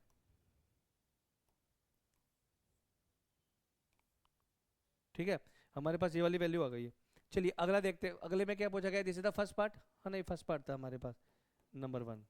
नंबर सेकंड पार्ट में हमें बोला गया है जी पी ऑफ ए बाय में बी, तो कैसे बनेगा जी, ये P of A intersection B upon में पी ऑफ बी, ऐसे कर देंगे। तो इंटरसेक्शन की वैल्यू आपके पास आ गई, this value is 4 by 11 divide by P B की जो वैल्यू थी मेरे पास थी 5 बाई 11, ये से कैंसिल हो गया तो आंसर विल बी 4 बाई 5। ये बात ठीक है ना, बात ठीक, सिंपल फॉर्मूले लगा रहे हैं, कुछ अलग सा काम नहीं कर रहे हम लोग। चलिए नंबर थर्ड, थर्ड वाले में हमसे पूछा गया आपको निकालना है पी ऑफ बी बाय में ए, ठीक।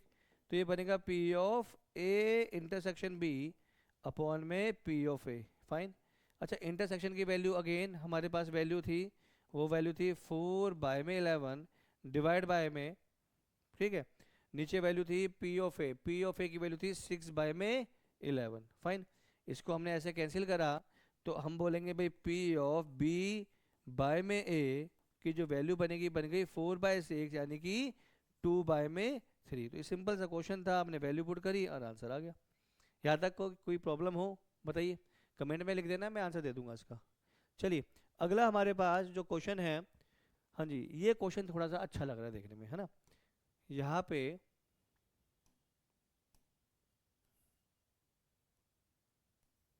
चलिए देखिए यहाँ पे क्या लिखा है हमारे पास, यहाँ पे ना बोला गया एक कॉइन इज टॉस थ्राइस, है ना। एक कॉइन को आपने 3 बार उछाला, तो सैंपल स्पेस लिखना में आता ही है। तो कैसे था, चलो साइड में लिखा दिखा देता हूँ दोबारा से आप लोगों को। अगर बात की जाए सैंपल स्पेस की तो बनेगा जी 4 बार हेड आएगा, 4 बार टेल आएगा, 2 बार हेड आएगा, 2 बार टेल, 2 बार हेड, 2 बार टेल, फिर आएगा head tail, head tail, head tail, head tail. ये बात समझ आ रही है। ये मेरे पास सिंपल से मैंने क्या लिख दिया आपके लिए, सैंपल स्पेस लिख देता हूँ अब अच्छे से यहाँ पे। तो क्या बनेगा, सैंपल स्पेस विल बी तीनों हेड आ गए मेरे पास, है ना। या हमने बोल देता भाई 2 हेड आ गए थे, एक टेल आ गया था, हेड आ गया था, टेल आ गया था, हेड आ गया था, हेड आ गया, टेल आ गया, टेल आ गया, टेल आ गया, हेड आ गया, हेड आ गया, टेल आ गया, हेड आ गया, टेल आ गया, टेल आ गया, टेल आ गया, हेड आ गया। या फिर हम लोग इसको बोल सकते हैं क्या रह गया, टेल टेल टेल, है ना। इसको थोड़ा सा हटा देते हैं हम इसको यहाँ से, है ना। हमारे पास क्या आ गया, अब हमारे पास आ गया टेल आ गया, टेल आ गया, टेल आ गया, ये बात सही। तो हम लोगों ने क्या लिखा यहाँ पे, सैंपल स्पेस, देखो सबसे पहला काम ही सैंपल स्पेस का है, उसके बाद वो इवेंट की बात करेगा। अच्छा चलिए पहला क्वेश्चन क्या बोला है यहाँ पे, ई क्या लिखा, ई बी द इवेंट, है ना, of head on a third toss, ठीक है जी। उसने कहा जब हम लोगों ने कॉइन को 3 बार उछाला, ठीक है, तो जो ई इवेंट था मेरे पास था हेड, वो आ रहा था किसमें, तीसरे टॉस पे हेड आना चाहिए, तीसरे टॉस पे हेड आना चाहिए। तो तीसरे टॉस पे हेड मतलब एक तो ये बनता है मेरे पास, एक ये वाली वैल्यू बन जाती है जी, एक ये वाले इवेंट आ जाता है जी, एक ये वाला आ जाता है, फाइन। तो अगर बात की जाए तो बने दिस विल बी तीनों हेड, पहला केस, हेड आ गया, टेल आ गया, हेड आ गया, टेल आ गया, हेड आ गया, हेड आ गया, टेल आ गया, टेल आ गया, हेड आ गया। ये बात सही है जी। ये आपके पास क्या बन गया, ई इवेंट। जो देखिए हम लोग तो क्वेश्चन में जो दिखा है वही कर रहे हैं, है ना। चलिए एफ इवेंट क्या बोलता है जी, फर्स्ट पार्ट में हेड होना फर्स्ट 2 टॉचेस। चलिए जी वो कहता है कि पहले 2 पे हेड आ रहा है, तो वो केस लिख लेते हैं, है ना। क्या बोलता है जी, पहले 2 पे, पहले 2 पे हेड चाहिए, तीसरे की बात नहीं कर रहा। तो पहले 2 पे हेड कौन सा आ रहा है जी, एक तो ये केस बन गया, तो this will B H H H, या बन गया जी एच एच टी। और कोई केस ऐसा बन रहा है, कोई नहीं बन रहा जी, ये बात सही है, ये बात ठीक। अच्छा उसमें लिखा हुआ है कि आपको निकालना क्या आता है इसमें, ई बाय एफ, क्वेश्चन में शायद मेंशन था। अच्छा इसमें लिखा नहीं है, वो ऊपर वो एक क्वेश्चन था, वो लाइन हट गई है। हमें इसमें बेसिकली कैलकुलेट करना क्या है, हमें करना है पी ऑफ ई बाय में एफ, मतलब probability of event E when F has already occurred, ठीक। तो हमें अगर मैं यहाँ पे फॉर्मूला लिख लेता हूँ फिर भी, चलिए अगर मैं यहाँ पे डायरेक्टली फॉर्मूला लिख लेता हूँ तो फॉर्मूला क्या आता है, पी ऑफ ई बाय में एफ का मतलब होता है P of E intersection F upon में आएगा भाई पी ऑफ एफ, फाइन। ये बात ठीक है ना।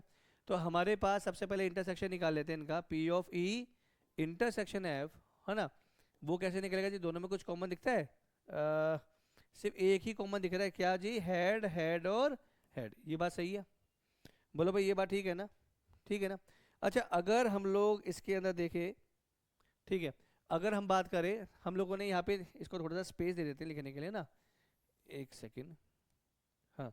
अगर हम बात करी जाए तो यहाँ पे देखेंगे पी ऑफ ई की वैल्यू क्या बनेगी मेरे पास, कितने इवेंट थे, 1 2 3 4, this value will B 4/8, fine, है ना। ये वैल्यू बनेगी मेरे पास 4/8, ठीक है। ये वैल्यू आ गई 4/8। अगर इसी तरह से बात करी जाए इसकी, तो P ऑफ F की जो वैल्यू बनेगी वो क्या बनेगी, दिस विल बी 2/8, है ना। ये वैल्यू क्या आ रही है मेरे पास, दिस वैल्यू इज 2/8 आ गई वैल्यू, फाइन। अच्छा इसी तरीके से अगर मैं वैल्यू बात करता हूँ किसकी, P of E intersection F, है ना, तो आंसर विल बी 1/8। ये बात ठीक है भाई। हम लोग देखिए हम लोग कर क्या रहे हैं बेसिकली इसमें समझते हैं। हमने कहा भाई P ऑफ E मतलब, इसका मतलब बेसिकली ये था, मैं लिख देता हूँ यहाँ पे, इसका मतलब ये था बेसिकली कि नंबर ऑफ फेवरेबल इवेंट्स, है ना, नंबर ऑफ फेवरेबल इवेंट्स, ठीक है, डिवाइड में टोटल सैंपल स्पेस। क्या था भाई, टोटल सैंपल स्पेस। ये बात सही है ना, हाँ जी, ये बात ठीक है ना। तो वही वैल्यू आएगी 4/8। देखिए यहाँ पे आ गई, पर 2 थे, टोटल कितने थे, 8 थे, तो this will B 2/8। P of E intersection 1 था, 1/8, फाइन। हमें निकालना था ये, इसकी वैल्यू क्या थी जी मेरे पास, वैल्यू थी इसकी 1/8 थी, डिवाइड बाय में। अगला देखा जाएगा P of F, P of F के अंदर कितना भाई 2/8 था, दिस वैल्यू इज 2/8। 8 से 8 कैंसिल हो गए तो आंसर विल बी 1/2। ये बात समझ आई, बोलो भाई ये बात ठीक है ना, ये बात ठीक। चलिए ऐसे ही इसका सेकंड पार्ट है, मैं सारे करा देता हूँ। अगर मैं बात कर रहा हूँ सेकंड पार्ट की, हाँ जी, देखिए ऑल्दो ये सारे के सारे पार्ट इसी तरीके से होने हैं, पर मैं आपको एक पार्ट और दिखा देता हूँ करा के, है ना। चलिए अब हमारे पास, हाँ जी, चलिए सेकंड पार्ट करते हैं हमारे पास। सेकंड पार्ट में हमारे से क्या बोला गया है, ई क्या इवेंट था, ई इवेंट ऑफ एटलीस्ट क्या लिखा, एटलीस्ट 2 हेड, है ना। वो कहता है भाई हमारे पास कम से कम क्या आना चाहिए, 2 हेड होने चाहिए, है ना। चलिए एफ क्या इवेंट था, एफ इवेंट था मेरे पास एटमोस्ट 2 हेड, है ना। देखिए मैंने आपको ये बात पहले ही समझा दी। अगर मैं बात कर रहा हूँ एटलीस्ट की, तो एटलीस्ट का मतलब भाई कम से कम एक तो चाहिए ही, कम से कम चाहिए। एटमोस्ट मतलब ज़्यादा से ज़्यादा, इससे ज़्यादा नहीं चाहिए, ज़्यादा से ज़्यादा इतना चाहिए, उससे ज़्यादा नहीं ले सकता मैं, है ना। तो अगर इसकी बात करें जाए इवेंट ई की, उसमें था एटलीस्ट 2 हेड, है ना, तो कम से कम 2 हेड, 3 होंगे तो भी चलेगा। तो इवेंट कैसे बनेगा भाई, ट्रिपल एच बनेगा जी पहला, है ना, कम HHT बनेगा जी, फिर बनेगा HTH बनेगा जी, ठीक है ना। फिर बनेगा, उसने कहा कम से कम 2 हेड चाहिए ना, फिर हमारे पास ये नहीं आएगा, फिर आएगा THH आएगा जी हमारे पास, फिर आएगा जी हमारे पास, हाँ बस यही, ये इवेंट बन रहे हैं हमारे पास, ठीक है ना। सेकंड वाले की अगर बात की जाए तो हमारे पास 4 ही इवेंट बन रहे हैं, फाइन। तो हम अगर इसकी प्रोबेबिलिटी निकाले, P ऑफ E निकाल दे, तो कितना बनेगा भाई, दिस विल बी 4/8। ये बात सही। अच्छा अब मैं बोलता हूँ कि भाई ज़्यादा से ज़्यादा 2 हेड ना भी हो, तो ज़्यादा से 2 हेड, इसका मतलब क्या होगा जी, ये वाला हट जाएगा कि तीनों हेड वाला हट जाएगा। तो हम इसके अगर एलिमेंट लिखे तो वो कैसे बनेंगे, वो वैल्यू बनेगी हमारे पास, हाँ अगर मैं बात करूँ F की, तो क्या होगा जी, पहला वाला इवेंट, ध्यान से देखना है हमें, एक सेकेंड, ध्यान से देखना है, पहले वाला इवेंट के तीनों हेड ये नहीं आएगा, बस बाकी सारे आ जाएंगे, फाइन। तो हम लोग इसमें लिख देते हैं जी, कैसे लिखेंगे देखते हैं एक बार, हाँ जी। अगर मैं एफ इवेंट की बात कर रहा हूँ तो कैसे लिखा जाएगा जी, पहला इवेंट हटा देंगे तो क्या आएगा जी, हेड हेड टेल आएगा जी, चलो जी ठीक है। फिर आएगा हेड टेल हेड आएगा जी, उसके बाद क्या आएगा जी मेरे पास, हेड टेल टेल आएगा जी, फिर आएगा टेल हेड हेड आएगा जी, टेल हेड टेल आएगा जी, टेल टेल हेड आएगा मेरे पास, या फिर टेल टेल टेल आएगा, फाइन। अगर आप इसे काउंट करेंगे, क्योंकि एक ही इवेंट हटा है, एक ही तो हटाया ना हमने, उसमें से कौन सा हटाया भाई, THH, तो दिस विल बी 7। तो अगर मैं बात करता हूँ भाई P ऑफ F की, है ना, अगर हम बात करें भाई P ऑफ F की, तो वैल्यू विल बी 7/8, फाइन। अब उसने पूछा क्या, उसने बोला भाई P ऑफ E बाय में F की बात करेंगे तो क्या बनेगा जी, अच्छा P of E by F की बात कर रहे हैं तो हमें क्या इंटरसेक्शन भी तो निकालना है यार, वो तो भूल ही गए। तो अगर मैं इंटरसेक्शन की बात कर रहा हूँ यहाँ पे, अगर मैं बात कर रहा हूँ E इंटरसेक्शन F, है ना, तो ये देखना आपका इसमें से क्या क्या कॉमन आ रहा है ना। अगर मैं बात कर रहा हूँ कॉमन की, तो अगर देखा जाए इसमें सिर्फ THH छोड़ दिया जाएगा तो क्या बनेगा, हेड हेड टेल बचेगा, हेड टेल हेड बचेगा, टेल हेड हेड बचेगा, फाइन।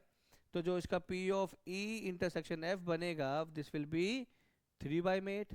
अब आपको निकालना क्या था जी, निकालना था हमें ई बाय में एफ, तो वैल्यू क्या बनेगी, P of E intersection F upon में पी ऑफ एफ। तो इसकी वैल्यू जो बनेगी वो बनेगी भाई 3/8 डिवाइड बाय में इसकी वैल्यू बनेगी पी ऑफ एफ की वैल्यू 7/8, तो आंसर विल बी 3/7। ये बात समझ आ रही है, और यही कैलकुलेट करनी थी हमें। चलो अब फटाफट एक काम करते हैं, इसको बॉक्स में डाल देते हैं हम लोग ना, है ना। तो पहली वैल्यू थी पी ऑफ ई निकाली, फिर आपने पी ऑफ एफ निकाल दिया, फिर ई इंटरसेक्शन एफ निकाल दिया, फिर अगली जो वैल्यू आ गई वो आ गई P of E bye F. ये बात सही है ना, बोलो भाई ये बात क्लियर। चलिए अगले क्वेश्चन की तरफ बढ़ते हैं। हमारे पास नेक्स्ट क्वेश्चन है। नेक्स्ट क्वेश्चन में कहा गया है, देखिए अगेन फिर वही क्वेश्चन सेम है पर कर लेते हैं फटाफट। हमारे पास क्वेश्चन में क्या बोला गया है, अच्छा हम लोग ये एनसीईआरटी के सारे क्वेश्चन कर रहे हैं। एनसीईआरटी इसलिए कर रहे हैं क्योंकि जो प्रोबेबिलिटी की अगर बात की जाए तो ज़्यादातर जो क्वेश्चन आते हैं बोर्ड के अंदर वो एनसीईआरटी से ही आ रहे, प्रोबेबिलिटी की, सिर्फ प्रोबेबिलिटी की बात कर रहा हूँ मैं, बाकी चैप्टर की नहीं कर रहा। चलिए यहाँ पे कहा है कि आपके पास 2 कॉइन टॉस करे गए, तो सेमी स्पेस क्या बनेगा जी, head head, head tail, tail head, and this is tail tail. Fine. अच्छा पहला पार्ट क्या था, ई क्या था, इवेंट क्या था, tail appear on a 1 coin. हाँ जी, वो कहते हैं भाई tail appear on a 1 coin, कहते एक पे तो टेल आ रहा है, एक पे तो टेल आ रहा है, तो जी कैसा बनेगा हमारे पास, दिस विल बी या तो वो एच टी होगा या फिर टी एच होगा। फाइन। ऐसी एफ इवेंट है मेरे पास। एफ इवेंट की बात करी जाए तो क्या था, 1 कॉइन शोज हेड। हाँ जी, क्या बोलता है, 1 कॉइन शोज हेड। तो यार ये तो बात सेम ही हो गई, अगर इसकी बात करी जाए तो बात तो ये सेम ही हो गई ना। तो ये भी सेम आएगा, एक पे हेड आ रहा है जी, हेड टेल, टेल हेड। अच्छा अगर मैं यहाँ से निकालूँ किसकी वैल्यू, पी ऑफ ई की, तो दिस विल बी 2/4। फाइन। इसकी बात करूँगा तो पी ऑफ एफ की अगर बात की जाए, दिस विल बी 2/4। ये बात सही, ये बात क्लियर। तो ये बहुत सिंपल सही है, ऐसा नहीं कुछ हमने अलग कोई फॉर्मूला लिख दिया है ना। तो अच्छा इस क्वेश्चन में ना यहाँ पे एक शायद मिस हो गया लिखना, यहाँ पे हमें ई बाई एफ ई निकालना है। फाइन। तो अब हमारे पास बात की जाए तो हमें क्या निकालना है, सबसे पहले P of E intersection F, है ना। अगर बात की जाए ई इंटरसेक्शन एफ, है ना, तो इसमें क्या कॉमन आएगा, दोनों ही कॉमन आएंगे जी, हेड टेल और टेल हेड। तो यहाँ से ये पता लग गया जी, P of E intersection F की जो वैल्यू आएगी वो भी 2/4 आएगी, आंसर इज 1/2। ये बात सही। अब हमें निकालना क्या था जी, हमें निकालना था P of E intersection F, नहीं हमें कहना था P of E by F. तो फॉर्मूला बनेगा जी P of E intersection F upon में पी ऑफ एफ। फाइन। तो ई इंटरसेक्शन की वैल्यू क्या बनेगी, this value is 1/2, P of F की वैल्यू भी क्या थी, 1/2 थी, तो आंसर विल बी 1। ये बात सही है, ठीक है ना। तो बहुत आसान सा था हमारे पास, कुछ ऐसा नहीं कि बहुत मुश्किल सा था। तो जो फॉर्मूले हम लोगों ने पढ़े वही फॉर्मूले थे। देखो यहाँ पे पी ऑफ ई की वैल्यू 2/4 थी, यहाँ पे पी ऑफ एफ की वैल्यू यहाँ पे 2/4 थी, और यहाँ पे अगर बात की जाए इंटरसेक्शन की वैल्यू क्या थी, 1/2। तो यहाँ देखो इंटरसेक्शन ही हो गया वो बॉक्सेस का। चलिए अब हमारे पास इसका करते हैं second part. Fine. Second part की तरफ आ जाते हैं हमारे पास।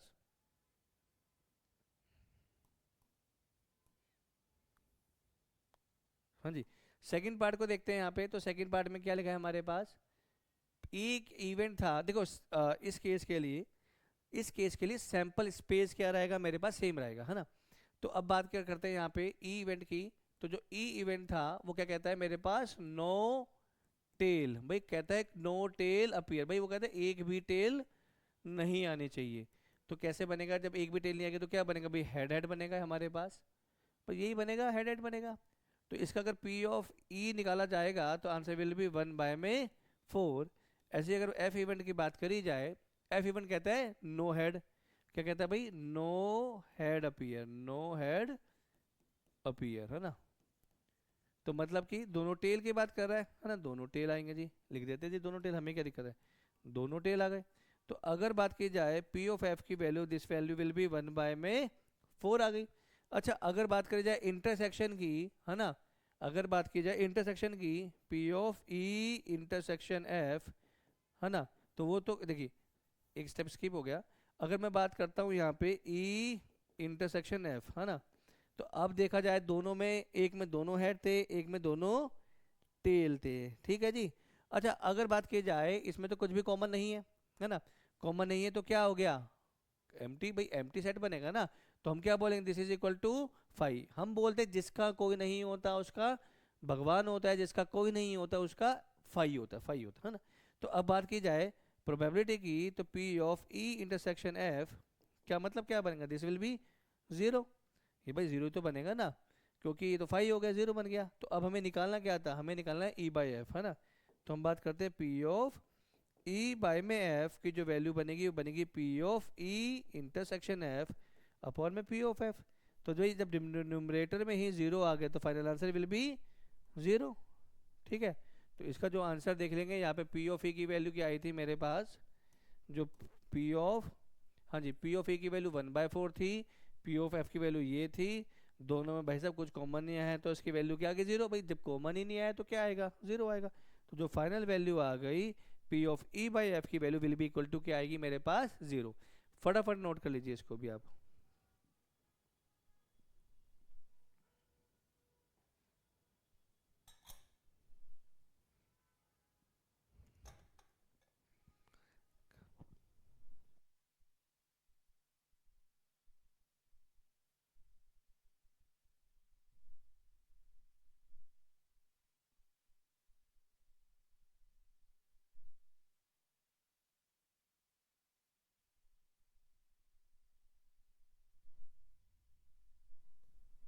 चलिए भाई अगला क्वेश्चन देखते हैं हमारे पास, है ना। क्वेश्चन अच्छा था, सिंपल से क्वेश्चन है, ठीक है। अगला क्वेश्चन देखते हैं हमारे पास। अगला क्वेश्चन में क्या लिखा है फटाफट देखते हैं, एक बार पढ़ लीजिए आप लोग। हाँ जी, अगले क्वेश्चन में फटाफट एक बार पढ़ लीजिए आप एक बार, है ना। फटाफट पढ़ेंगे। क्या लिखा हुआ है हमारे पास, एक डाइस है जिसको 3 बार रोल किया गया है ना।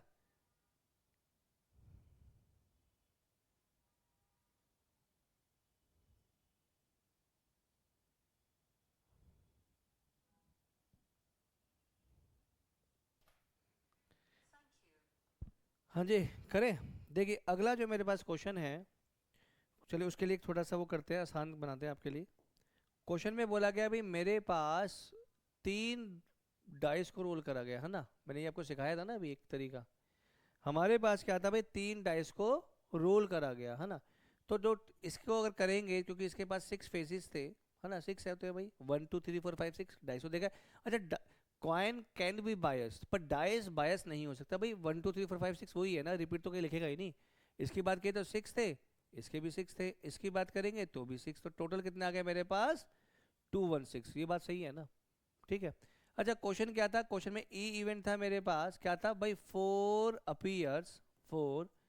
Appears on a third toss. हाँ जी, ये बात ठीक है ना।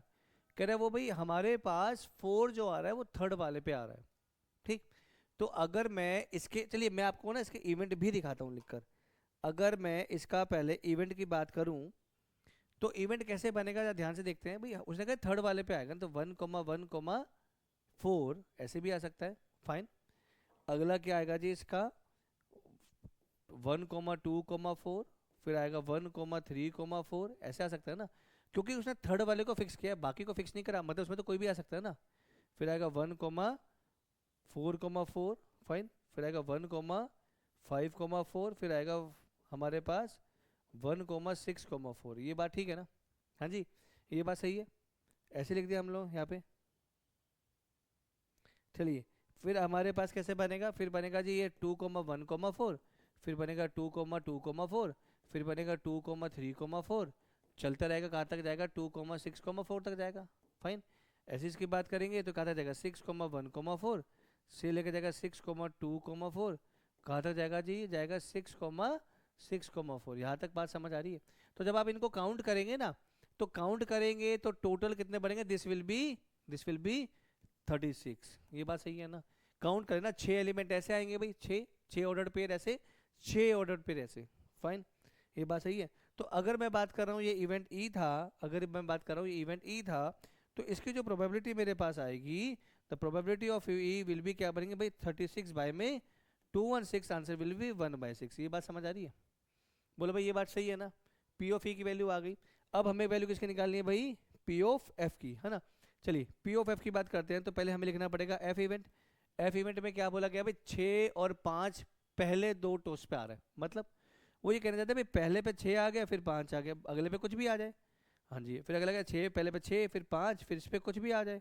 फिर क्या आएगा, 6 आ गया, 5 आ गया, फिर क्या आएगा, 3 आएगा, फिर आएगा 6 आ गया, 5 आ गया, क्या आएगा, 4 आएगा, फिर आएगा 6 आ गया, 5 आ गया, 5 आ गया, फिर अगला आ गया 6 आ गया, 5 आ गया, 6 आ गया। ये बात समझ आ रही है? बोलो ये ठीक है? अच्छा, अगर मैं इसके प्रोबेबिलिटी की बात करता, इस इवेंट की प्रोबेबिलिटी की बात करते, तो ये वैल्यू जो बन जाती मेरे पास, this value will be P of F की जो वैल्यू बनती, वो वैल्यू बनती भाई 6 से थे, 6 बाई में 216, आंसर विल बी 1 बाय में 36, not 6, this will be 1 by में 36। ये बात ठीक है ना? अच्छा, अब हमारे पास अगर बात की जाती ई इंटरसेक्शन एफ, हाँ भाई ई इंटरसेक्शन एफ, अगर हम कहते भाई इनमें से क्या कॉमन आएगा, देखिए इसमें से क्या था, इसमें बोला गया था तीसरे पे क्या आना चाहिए, 4 आना चाहिए। तो जब हम इसमें हम ऐसे करते तो 6,5,4 यहाँ पे आता है एक, ठीक, ये और ये कॉमन, इसमें ये कॉमन आता, और ये दोनों में यही तो कॉमन आता दोनों में, तो यहाँ पे कहता भाई 6,5,4, फाइन। तो जो अगर इसकी प्रोबेबिलिटी निकालते P of E intersection F की जो वैल्यू आती 1 बाय में 216 आती। ये बात क्लियर है? बोलो ठीक है ना? पी ऑफ ई की वैल्यू ये आ गई, पी ऑफ एफ की वैल्यू हमारे पास ये value I, P of E intersection F की वैल्यू होगी, फाइन। यहाँ तक ठीक है जी? अब हमें निकालना क्या था जी? निकालना था आपको ई बाय में एफ। सारे के सारे क्वेश्चन है एनसीईआरटी में 6 से 9 तक में P of E bye F, है ना? चलिए निकाल के देखते हैं। हमारे पास अगर बात करी जाए किसकी निकालें, पी ऑफ ई बाय में एफ का मतलब बनता जी P of E intersection F upon में पी ऑफ एफ, फाइन। तो अगर इसको देखा जाए तो वैल्यू कैसे एक बार बनेगी, इसकी वैल्यू आ गई 1 बाय में 216 डिवाइड बाय में पी ऑफ एफ की वैल्यू क्या थी मेरे पे, 1 बाय में 36 थी, तो आंसर विल बी 1 बाय में 6, ठीक है ना? तो ये आपका आंसर आ गया, सिंपल से आप इसको नोट कर लीजिए, फटाफट नोट करेंगे इसको ना, आप वीडियो को पॉज कर लेना और नोट कर लेना। चलिए अगला क्वेश्चन की तरफ चलते हैं। हमारे पास अगला क्वेश्चन क्या है? अगला क्वेश्चन और भी आसान है, कहता है कि हमारे पास कहता है फादर मदर और son line up at a random in a family picture. कहता है ये हमारे पास एक लाइन में तीनों खड़े हैं जी फोटो खिंचवाने के लिए, ठीक है जी? अगर तीनों हमारे पास खड़े हैं तो क्या क्या इनके किस तरीके से हो सकते हैं हमारे पास? तो ये हमारे पास इसका सैम्पल स्पेस लिख लेते हैं हमारे पास। हाँ जी, क्या हो सकता है हमारे पास, जल्दी बोलेंगे। हमारे पास ये बनेगा या तो मदर होगी पहले, या फिर फादर होगा, या सन होगा, ऐसे हो सकता है, ठीक है? अगली चीज़ क्या हो सकती है हमारे पास? ऐसा हो सकता है जी मदर है, सन है, या फिर फादर है, ऐसे भी बोल सकते हैं जी हमारे पास, ठीक है? अगले में हमने क्या करा, हमने में लिख दिया फादर, लिख दिया, मदर हो गई और सन हो गया। ऐसे भी हो सकता है भाई फादर पहले हो, फिर सन हो, फिर मदर हो, ये भी हो सकता है। देखिए हमने सब में क्या करा, एक एक बार पोजीशन फिक्स कर ली। इसमें मदर को फिक्स कर दी, इधर फादर को कर दी, ठीक। अगला कौन सा रह गया, सन। फिर क्या, सन को फिक्स कर दिया, यहाँ पे मदर हो सकती है या फिर फादर हो सकता है, या हो सकता है सन को फिक्स कर दिया, फादर हो सकता है या फिर मदर हो सकती है। ये बात ठीक। तो हमारे पास ये क्या बन गया, टोटल सैंपल स्पेस बन गया मेरे पास, सही है ना? अच्छा, इसमें मेंशन करना चाहते हो तो कर देना, यहाँ पे यहाँ लिख देना भाई वेयर एम डिनोट्स, है ना, एम, या फिर लिख देते हैं एम इक्वल टू मदर, है ना, M equal to mother, F equal to father, ठीक है जी। और बात की जाए एस की, तो एस क्या है मेरे पास, सन आ गया, फाइन। अब हम देखते हैं हमारे पास क्या इवेंट बनेगा, है ना। चलिए इवेंट क्या था जी, ई इवेंट दे रखा था मेरे पास, सन ऑन अ वन एंड। भाई सन जो था किसी ने किसी एक कोने पे था, है ना, किसी भी कोने पे सन था, तो वो कैसे बनेगा, मदर फादर एंड सन, ऐसे बनेगा। या बनेगा जी father mother and son, fine. या फिर बनेगा जी सन इधर आ गया, फादर इधर आ गया, मदर इधर आ गई, ये आ गया मेरे पास, ठीक है। अच्छा, अगर मेरे पे ये इवेंट है तो मैं इसकी प्रोबेबिलिटी निकाल सकता हूँ, ठीक है। अच्छा, सन हमारे पास कितने केस में था, एक। अच्छा, एक चीज़ हम लिखना भूल गए यहाँ पे, एक इवेंट रह गया हमारे पास भाई, मदर फादर सन पहला आ गया जी, फिर आ गया हमारे पास फादर मदर सन आ गया जी, फिर आ गया अच्छा ये रह गया, फिर हमारे पास रह गया सन इधर आ गया, मदर इधर आ गई और फादर इधर आ गया, फाइन, 4 आ गए। अच्छा, अगर मैं इसकी प्रोबेबिलिटी की बात करूँ तो क्या बनेगी, कितने इवेंट है, 1 2 3 4, ठीक है जी 4, डिवाइड बाय कितने हैं टोटल यहाँ पे, ये 6, तो आंसर विल बी 2/3। ये बात समझ आ रही है, ठीक। अच्छा अब ऐसे ही करते हैं एफ वाला। एफ इवेंट क्या दे रखा है मेरे पास, father in the middle, father in the middle, ठीक है। अगर फादर बीच में आ गए, अब उसमें क्या क्या इवेंट बनेंगे देखते हैं फटाफट। फादर मिडल में है ना, तो ये बनेगा जी father in the middle, father in the middle. पहला बनेगा जी मदर फादर और सन, वेरी गुड। अगला बन रहा है जी सन फादर एंड मदर। सिर्फ यहाँ पे हमारे पास दो ही एलिमेंट है। तो अगर हम इसकी बात करते हैं जी प्रोबेबिलिटी की, है ना, अगर मैं बात करता हूँ जी पी ऑफ एफ की, तो this will be 2/6, answer will B 1/3। ये बात सही है ना, है ना। तो ये पी ऑफ एफ आ गया, वो आ गया पी ऑफ ई, ये आ गया पी ऑफ एफ, फाइन। अब मेरे पास है कि मुझे इन दोनों में से इंटरसेक्शन भी निकालना पड़ेगा। अगर ई इंटरसेक्शन एफ की बात करें, दोनों में कुछ कॉमन दिख रहा है आप लोगों को, हाँ पहला दिख गया मुझे, मदर फादर एंड सन, पहला ये आ गया जी। दूसरा आ रहा है हमारे पास सन फादर एंड मदर, ये फाइन, ये बात सही है ना। तो अगर इसकी बात करी जाए P of E intersection F की जो वैल्यू बनेगी वो बनेगी 2/6, आंसर विल बी 1/3। ये बात क्लियर, बोलो ये बात सही है ना। चलिए अब हम लोग अगर इसका आंसर निकालते हैं तो कैसे बनेगा जी, हमें निकालना था पी ऑफ ई बाय में एफ, तो वो वैल्यू बनेगी P of E intersection F upon में पी ऑफ एफ, फाइन। तो इसको अगर निकालते हमारे पास this value is 1/3 divide by में 1/3, आंसर विल बी 1। तो हम बोल सकते हैं भाई P of E bye F, इसकी जो वैल्यू आ गई आंसर विल बी 1।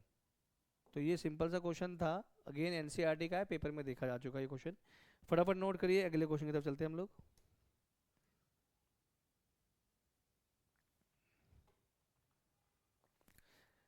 हाँ जी, क्वेश्चन नंबर 10 पढ़े।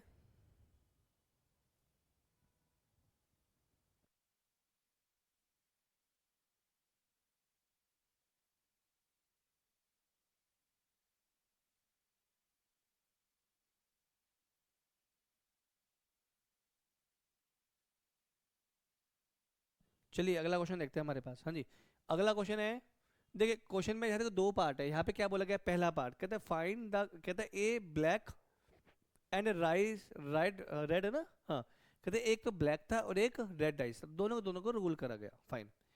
तो उसने बोला फाइंड द कंडीशनल प्रोबेबिलिटी, हाँ जी, क्वेश्चन में बोला गया find the conditional probability of obtaining some greater then, कहते भाई जो सम है, जब हमने डाइस दोनों को रोल किया गया, एक ब्लैक डाल दिया एक रेड डाल दिया, तो हमने ये पाया कि दोनों के दोनों का जो नंबर आए थे उस पर दोनों का सम क्या था, ग्रेटर देन 9 था, मतलब दोनों का सम ग्रेटर देन 9 था, है ना। Given that the black dice पे 5 आया था, आपको ये निकले भाई सम तो 9 से बड़ा आ गया, क्या प्रोबेबिलिटी है कि जो ब्लैक डाइस है उसके ऊपर 5 आ गया, फाइन। तो हमारा क्या है, सबसे पहले क्या लिखना पड़ेगा जी यहाँ पे हमें, अच्छा दो डाइस हमारे यहाँ डाले गए, है ना, दो डाइस थे, तो हमारे पास सैंपल स्पेस में कितने एलिमेंट आएंगे, this will be N of S will be equal to 36। ये बात सही है ना। चलिए हम कहते हैं लेट करते हैं, लेट, सबसे पहले क्या करेंगे हम लोग, इवेंट मानेंगे, है ना, ठीक है। सबसे पहले हमारा काम क्या जी, इवेंट मानना है, तो हम बोलेंगे let A be the event, let A be the event of getting sum greater than 9, greater than 9, है ना। मतलब सम कहता है भाई सम हमारे पास 9 से बड़ा आ गया, है ना। अच्छा 9 से बड़ा सम का मतलब क्या होगा जी, जल्दी जल्दी वो सोचो। कहता है मतलब क्या बोलेगा भाई, सम 9 से बड़ा आ गया मतलब क्या होगा, दैट इज सम इज 10 11 और 12, भाई यही तो हो सकता है भाई, ठीक है ना। अभी सम क्या हो सकता है भाई, 10 होगा 11 होगा 12 होगा 13 तो हो ही नहीं सकता, दोनों को मिला भी लेंगे। तो अगर इवेंट बनाएंगे ए के, तो भाई हमारे पास 10 कैसे बनेगा जी, या तो पहले पे 4 आ गया फिर 6 आ गया, फिर या 6 आ गया 4 आ गया। 11 की बात करेंगे तो कैसे बनेगा, 5,6 आ जाए या 6,5 आ जाए, या फिर इसका क्या मतलब है 6,6 आ जाए। ये बात समझ आई, बोलो, ये बात तो सिंपल सी थी, समझ आ गई होगी, ठीक। अगला मेरे पास है, हाँ अगला मेरे पास था बी, बी इवेंट क्या बनेगा, बी पे बोला कि black dye result in black dye result in 5। ये बात ठीक है ना? कहते हैं ब्लैक वाले पे क्या आ गया, 5 आ गया। फाइन। तो अगर मैं इसके इवेंट लिखूं, क्या मतलब बनेगा? देखो कैसे बनेगा। पहला बन गया, पहले ब्लैक, पहले वाले को ब्लैक मान लेते हैं, है ना। पहले पे 5 आ गया, दूसरे पे 1 आ गया, पहले पे 5 आ गया, दूसरे पे 2 आ गया, पहले पे 5 आ गया, दूसरे पे 3 आ गया, पहले पे 5 दूसरे पे 4, पहले पे 5 दूसरे पे 5, पहले पे 5 दूसरे पे 6। ये बात समझ आ रही है नहीं आ रही? बोलो, ये बात ठीक है ना? ये बात सही, आसान थी। अच्छा अब हमें क्या निकालना था भाई, इन दोनों में क्या निकालेंगे, इंटरसेक्शन ए इंटरसेक्शन बी। तो क्या बनेगा जी, इसमें ऐसा कुछ दिख रहा है भाई, 5,6 दिख गया जी मुझे एक तो। हाँ जी, और क्या दिख रहा है जी मेरे पास कुछ दिख रहा है? कोई ऐसी चीज ए और बी में जो कॉमन आ रही हो, 5,6। और कोई कॉमन दिखता है मुझे आके यहाँ पे? बोलो। ठीक। हाँ, क्या क्या आ सकता है जी? अच्छा, क्यों यहाँ पे हमने एक चीज गलत लिख दी। एक हम यहाँ पे खा गए, क्या खा गए? हमने कहा था सम इज ग्रेटर देन 9, तो मतलब इट कैन बी 10 11 12। तो भाई 10 का 5 6,4 4,6 6,4 5 को 5,5 तो हम लोग खा ही गए, तो वो मिस हो गया। तो यहाँ पे भी वो 5,5 आना चाहिए था, ये कॉमन आएगा दोनों में। तो अगर बात की जाए प्रोबेबिलिटी की, ए इंटरसेक्शन बी की वैल्यू है कि दिस विल बी 2 बाय में 36। ये बात सही है। बोलो भाई ये क्या बन गया मेरे पास, 2 बाय में 36 आ गया। ठीक। 2 बाय 36 की बात करी जाए तो 2 बाय 36 का मतलब हो गया दिस विल बी 1 बाय में 18 आ गया जी। अच्छा अगर मैं बात करता इसकी, इसको थोड़ा सा ना, एक काम करता थोड़ा सा मैं स्पेस अरेंज कर लेता हूँ उसका।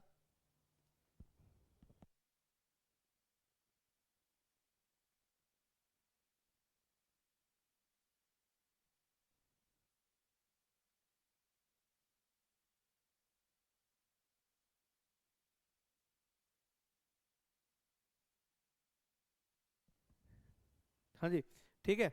एक बार हम लोग काम करते हैं, इसको थोड़ा सा ना अरेंज कर लेते हैं, इसमें स्पेस कम है यार बड़ा। इसको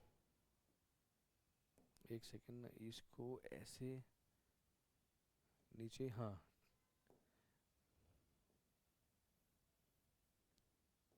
चलिए, हाँ जी। अब देखते हैं हमारे पास अगर बात की जाती पी ऑफ ए की, तो कितने थे जी, 1 2 3 4 5 6, तो दिस विल बी 6 बाय में 36 थे मेरे पास। फाइन। 6 बाय में 36 था। इसकी बात करते पी ऑफ बी की, तो ये भी क्या था जी, 6 बाय में 36 था मेरे पास। फाइन। हमें निकालना क्या था जी, हमें निकालना था पी ऑफ, एक सेकेंड, हमें निकालना था पी ऑफ, हाँ जी क्या था मेरे पास, मेरे पास था पी ऑफ ए बाय में बी, है ना। P of A by B था मेरे पास। अगर P of A by B की बात की जाती तो कैसे बनता जी, वो बनता P of A intersection B divide by में आ गया पी ऑफ बी आ गया मेरे पास। फाइन। तो फिर इसकी वैल्यू थी मेरे पास 1 बाय में 18 थी, डिवाइड में पी ऑफ बी की जो वैल्यू थी वो क्या थी, 1 बाय में 6 थी। तो ये क्या बनेगा, 1/18, है ना। इनटू में क्या बनेगा, 6/1, तो आंसर विल क्या बनेगा, 1/3। ये क्या था मेरे पास, पी ऑफ ए बाय में बी। ये फाइन है, ये बात समझ आ रही है? ये बात सिंपल सी वैल्यू समझ आई। तो आंसर क्या आ जाएगा इसका, 1/3 आ जाएगा। ठीक। अच्छा एक काम करते हैं, ये वाला है सेकंड पार्ट, आप लोग ट्राई करिए खुद इसको। हम लोग अगले क्वेश्चन पे आ जाते हैं। अगला क्वेश्चन हमारे पास है, ठीक है, कहते हैं फेयर डाइस इज रोल्ड। ठीक है जी, एक डाइस आपने करा, तो अगर डाइस आपने करा तो आपका सैंपल स्पेस क्या बनेगा, दिस विल बी 1 2 3 4 5 एंड 6। ये फाइन। कहता है आपके पास जो इवेंट था ई, वो क्या था मेरे पास, 1 3 5 था। अच्छा जी। वो कहता है आपके पास जो एफ इवेंट था, है ना, कि जो आपके पास एफ इवेंट था वो था 2,3 था जी। ठीक है जी।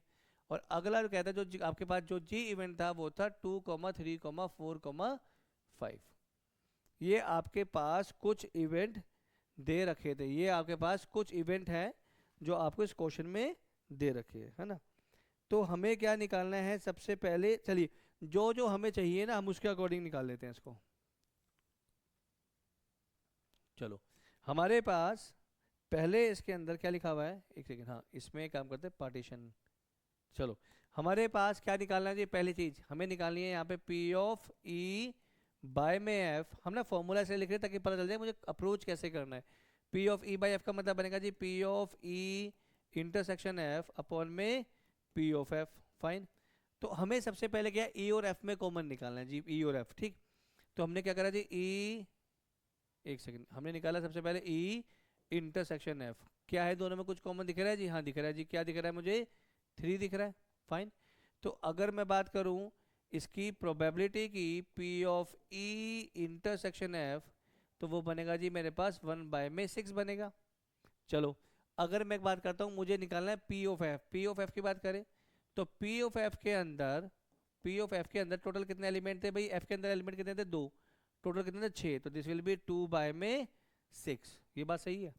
अब हमें क्या वैल्यू पुट करनी है? वैल्यू पुट करते हैं तो ये वैल्यू बन जाएगी जी मेरे पास 1/6 डिवाइड बाय में 2/6। 6 से 6 कैंसिल हो गया, आंसर विल बी 1/2। ये बात समझ आई? बोलो भाई ये बात ठीक है ना? अच्छा अगली चीज हमारे पास देखते हैं, हमें निकालना था, ये तो ये था मेरे पास, this is the first part, है ना। ऐसे ही देखते हैं हमारे पास सेकंड पार्ट। सेकंड पार्ट में हमारे से बोला गया है पी ऑफ एफ बाय में, अच्छा सॉरी, ये फर्स्ट पार्ट का ही पार्ट था, फर्स्ट पार्ट में ही पूछा गया। तो हमारे से पूछा गया पी ऑफ एफ बाय में ई, तो मतलब क्या बनेगा? P of E intersection F upon में पी ऑफ ई। तो इसकी वैल्यू बनेगी मेरे पास, वैल्यू थी, दिस वैल्यू इज 1/6 डिवाइड में पी ऑफ ई। अच्छा पी ऑफ ई की वैल्यू निकल जाएगी यहाँ से, पी ऑफ ई की जो वैल्यू बनेगी वो बनेगी 3/6, आंसर विल बी 1/2। तो ये वैल्यू बनेगी भाई 1/2। तो ये कैसे बनेगी? 1/6 मल्टीप्लाई में 2/1, तो आंसर विल बी 1/3। ये बात सही है? हाँ जी ठीक है ना। तो आपने ये निकाला पहले एक पार्ट में, फिर अगले पार्ट में आपने निकाली P of E by F निकाल दिया, अब आप निकाल दिया P of E by F, fine. चलिए सेकंड पार्ट पे आते हैं।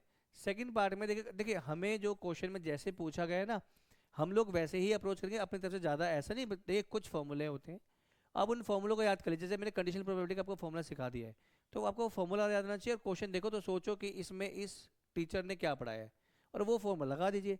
अब इसमें जैसे हमारे से पूछा गया P of E union F, तो हम सबसे पहले हमारा फर्ज है कि हम ई यूनियन एफ निकालें। तो ई यूनियन एफ का मतलब ई और एफ को हमने कंबाइन करा, तो बनेगा 1 2 3 एंड 5, फाइन। अच्छा अगर मैं बात करूँ P of E union F निकालूंगा तो क्या बनेगा? This will B 4/6, answer will B, अच्छा 4/6 ही रहने थे, कैलकुलेशन में आसानी मिलेगी, है ना। अब उसने क्या पूछा है आपसे? पूछा गया P of E union F, है ना, डिवाइड बाय में क्या लिखा हुआ है आपके? डिवाइड बाय में क्या लिखा है यहाँ पे भाई? P of E union F when G has already occur. तो कैसे बनेगा? जब P of E union F divide में बनेगा पी ऑफ जी। अच्छा पी ऑफ जी निकाल लेते। देखो हमारे पास जी में थे 4 एलिमेंट, टोटल कितने थे सेम्स में? 6। तो अगर मैं यहाँ से पी ऑफ जी निकालूंगा तो दिस विल बी 4/6, ठीक है। तो यहाँ पे जो वैल्यू बनेगी मेरे पास, ये वैल्यू बनेगी मेरे पास 4/6 थी, नीचे भी 4/6, तो answer will be equal to 1।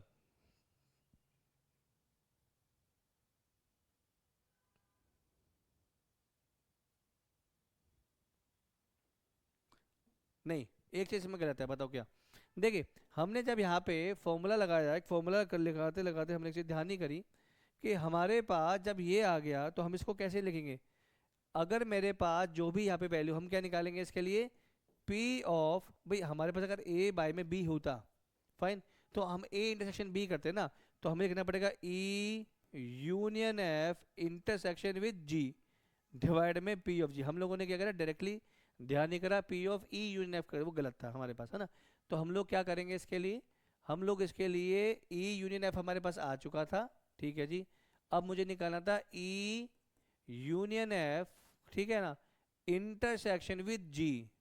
अच्छा जी में अगर देखा जाए, कॉमन करा जाए, तो क्या कॉमन आ रहा है हमारे पास? इसमें 1 2 3 5 है, इसमें आएगा दिस विल बी 2 3 5। तो इसका मतलब है जो प्रोबेबिलिटी होगी हमारे पास, probability of E union F, है ना, इंटरसेक्शन विद जी की जो वैल्यू आएगी दिस विल बी 3/6। ये बात सही है ना? दिस विल बी 3/6, हाँ करेक्ट, दिस विल बी 3/6। अच्छा अब हमारे पास ये फॉर्मूला लगा सकते हैं, देयर फोर हम बोलेंगे जी P of E union F, है ना, भाई प्रोबेबिलिटी ऑफ इवेंट ई और F when G has occurred, इस तरह से पढ़ा जाएगा इसको। तो वो वैल्यू बनेगी मेरे पास, ये वैल्यू होगी, this value will B 3/6 divide में पी ऑफ जी की वैल्यू क्या थी मेरे पास, ये पी ऑफ जी की वैल्यू थी 4/6 है ना। तो सॉल्व करेंगे तो वैल्यू विल बी 3/4, ये बात ठीक, ये वैल्यू आ गई मेरे पास। अगला मेरे पास इसमें शायद एक पार्ट हो रह गया, उसमें पूछा गया ई, अच्छा इसमें पूछा गया ई इंटरसेक्शन एफ। चलिए अब हमारे पास क्या लिखा पूछा गया आपसे, ये थर्ड पार्ट का ही पार्ट है ना। अच्छा अच्छा अच्छा, हम लोगों ने सीधा थर्ड करे, सेकंड पार्ट हमने स्किप कर दिया, this is the third part. कोई नहीं, पहले थर्ड पार्ट पूरा करते हैं। थर्ड पार्ट में लिखा हुआ है भी निकालना P of E intersection F है ना, दिस विल बी जी, ऐसे निकालना है अब अगला पार्ट हमें। ठीक, तो हमें सबसे पहले क्या निकालना पड़ेगा इसके लिए, इसके लिए मुझे निकालना पड़ेगा ई इंटरसेक्शन, निकालना पड़ेगा ई इंटरसेक्शन एफ है ना। अगर बात करी जाए ई इंटरसेक्शन एफ, तो ई और एफ में क्या क्या कॉमन है वो देखना पड़ेगा जी हमें। ई और एफ में हमारे पास कॉमन आ रहा है, ई और एफ में क्या क्या कॉमन आ रहा है जी, इसमें सिंपल आ रहा है 3, फाइन। अच्छा अब मुझे क्या निकालना पड़ेगा जी, अगर मैं इसका फॉर्मूला लगाता है ना, देखो सबसे पहले आपको फॉर्मूला याद होना चाहिए। तो अगर मुझे ये वैल्यू निकालनी थी, मतलब जी P of E intersection F, fine, और ये निकालना था डिवाइड बाय जी, ऐसे लिखा है ना। तो इसका मतलब बनता P of E intersection F intersection G divide में पी ऑफ जी, ये सिंपल सा फॉर्मूला है मेरे पास है ना। तो हमारे पास भी दो तो आ गए, हमारे पास इस पे वैल्यू 3 आ गई। अगला मुझे चाहिए इसका पी ई इंटरसेक्शन एफ, हमें निकालना क्या जी फॉर्मूले में, E intersection F intersection with G. अच्छा अब इसको जी के साथ देखिए क्या कॉमन है, सिर्फ 3 कॉमन आ रहा है इसमें, और भी कुछ कॉमन नहीं आ रहा, फाइन। तो इसकी जो वैल्यू बनेगी probability of E intersection F intersection G की जो वैल्यू बनेगी वो क्या बन गई जी 1/6, क्योंकि एक ही था। तो यहाँ वैल्यू पुट कर दीजिए, this value will B 1/6 divide में वैल्यू थी इसकी 4/6, तो आंसर विल बी 1/4, ये बात सही है। तो ये वैल्यू बनेगी आपके पास P of E intersection F है ना बाय में जी, ये बात सही है, फाइन। तो हमारे पास थर्ड पार्ट हो गया। अभी सेकंड पार्ट करते हैं, वो तो बहुत इजी था, वो हम लोगों ने शायद जल्दी जल्दी के चक्कर में मिस कर दिया। अगला जो पार्ट है हमारे पास सेकंड पार्ट, सेकंड पार्ट में पूछा गया आपसे, हाँ जी, सेकंड पार्ट में आपसे पूछा गया था पी ऑफ क्या निकालना था, ई बाई जी। अच्छा ई बाई जी का मतलब क्या बनेगा, probability of E intersection G upon में बनेगा जी पी ऑफ जी, फाइन। अच्छा अब आप देखो ई और जी, देखो मैं फटाफट कर देता हूँ, ई और जी, ई और जी इन दोनों में अगर आप कॉमन देखें तो ई इंटरसेक्शन जी, इन दोनों के बीच में हमारे पास देखिए क्या कॉमन है, यहाँ पे क्या 3 और 5, और ये है 3 और 5, फाइन। तो ये आ गया मेरे पास, दिस इज 3/5, 3/5 है ना, 3/5, एक सेकेंड, 3,5, फाइन। तो अगर मैं इसकी प्रोबेबिलिटी निकालता ई इंटरसेक्शन जी की, तो क्या बनेगी, दिस वैल्यू विल बी 2 में, मेरे पास कितने एलिमेंट थे इसमें मेरे पास, हाँ जी कितनी बनेगी प्रोबेबिलिटी 2 में, टोटल कितने थे भाई, सैम्पल स्पेस 6 ही आएगा ना, ठीक है। अब हमें निकालना क्या था, पी ऑफ जी मेरे पास था, पी ऑफ जी की जो वैल्यू थी मुझे याद है 4/6 हो गई। तो P of E intersection E by में जी है ना, ई बाय में जी, ई बाय में जी की वैल्यू बनेगी P of E intersection G upon में पी ऑफ जी। तो इंटरसेक्शन की वैल्यू क्या थी 2 थी, this value will be 2/6 divide by में यहाँ पे वैल्यू आएगी 4/6 है ना, 6 से 6 गए तो आंसर विल बी 1/2, फाइन। अच्छा ये हमारे पास सेकंड पार्ट का एक पार्ट था, अब निकालना है मुझे जी बाई ई। चलो जी बाई ई भी निकाल देते हैं फटाफट। अगर मैं यहाँ पे निकालता P of, this is P of G by में ई, तो भाई बात तो सेम ही रहेगी ना, पी ऑफ ये आएगा E intersection with G divide में आएगा पी ऑफ ई। चलिए कॉमन वाला क्या था 2/6 था जी, डिवाइड बाय पी ई अलग होगा, पी ई था मेरे पास 3/6 है ना, ध्यान रखना है, दिस विल बी 3/6, 6 से 6 गया तो आंसर विल बी 2/3। तो हमें ये सारी वैल्यू निकालनी थी। हमें क्या करना है, मेन ध्यान रखना है कि क्या मेरा फॉर्मूला ठीक से लग रहा है ना। फटाफट अगला क्वेश्चन पे आते हैं हमारे पास, चलिए अगला क्वेश्चन पे आ जाते हैं हमारे पास। अगला क्वेश्चन फटाफट है, एक बार आप पढ़ लीजिए फिर मैं फटाफट कर देता हूँ।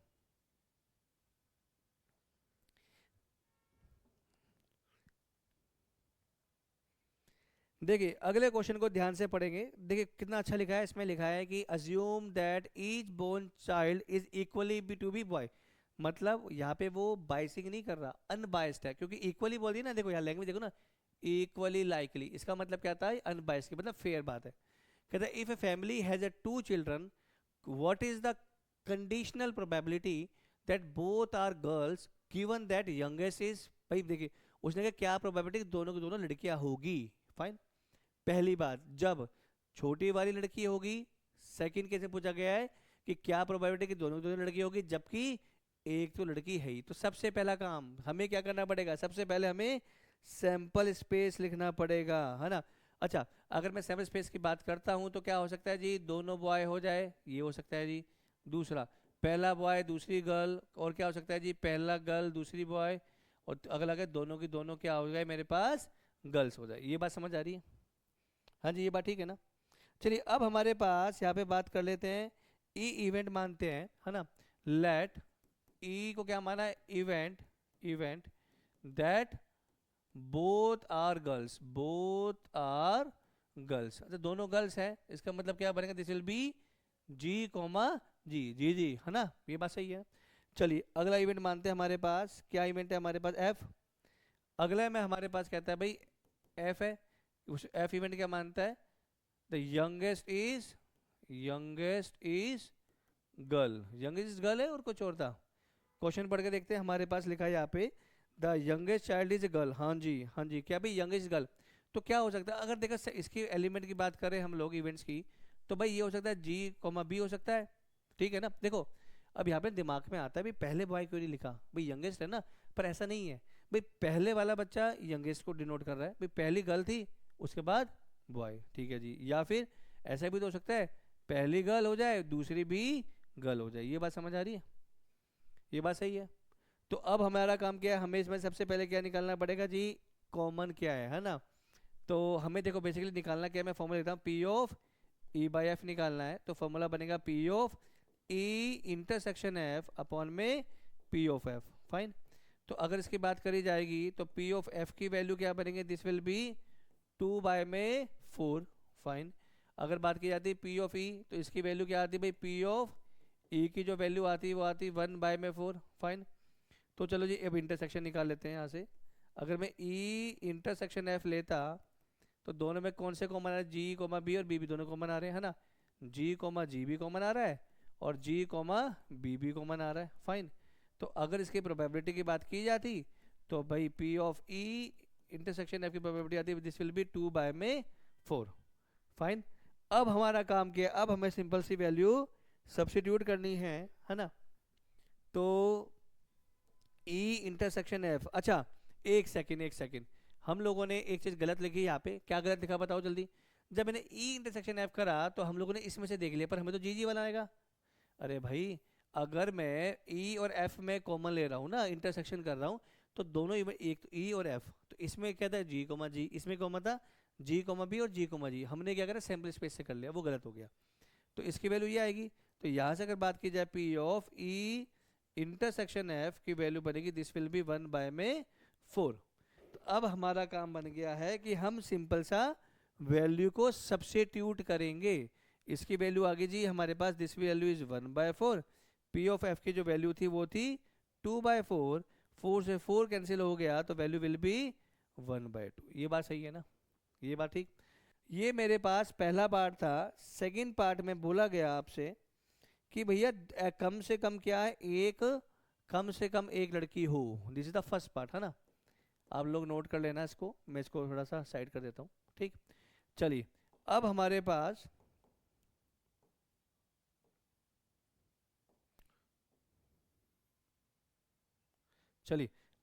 पास सेकंड केस, सेकंड केस में क्या बोला गया फटाफट पढ़ लेते हैं।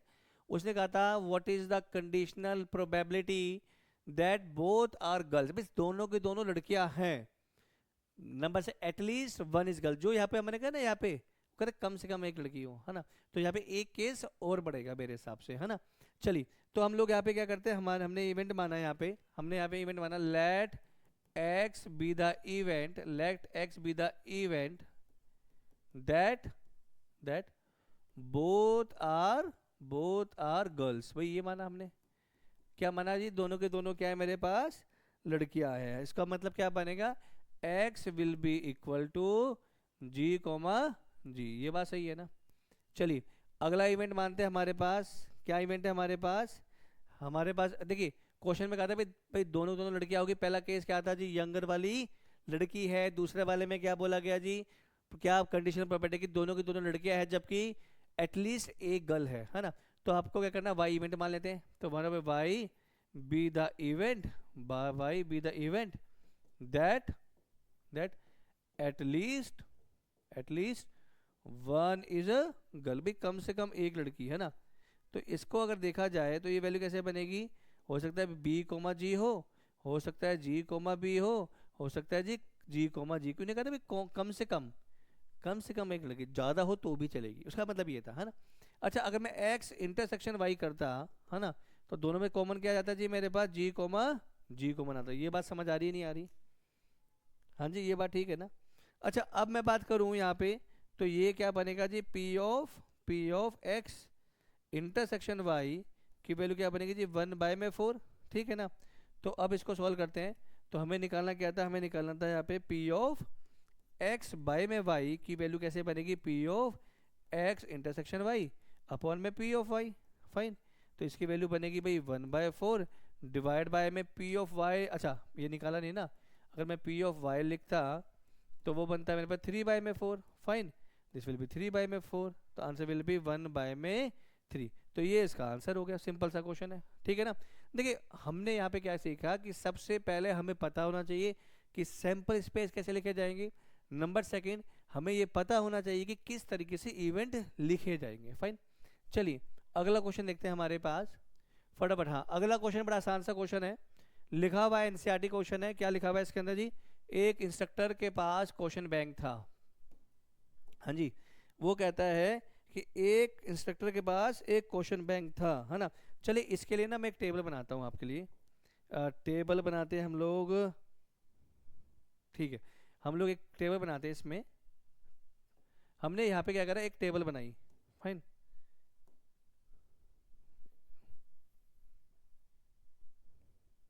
ठीक है जी, हमने क्या एक टेबल बनाई। यहाँ पे क्या लिखा है इसके अंदर, क्वेश्चन में लिखा ए इंस्ट्रक्टर के पास एक क्वेश्चन बैंक था, ठीक है।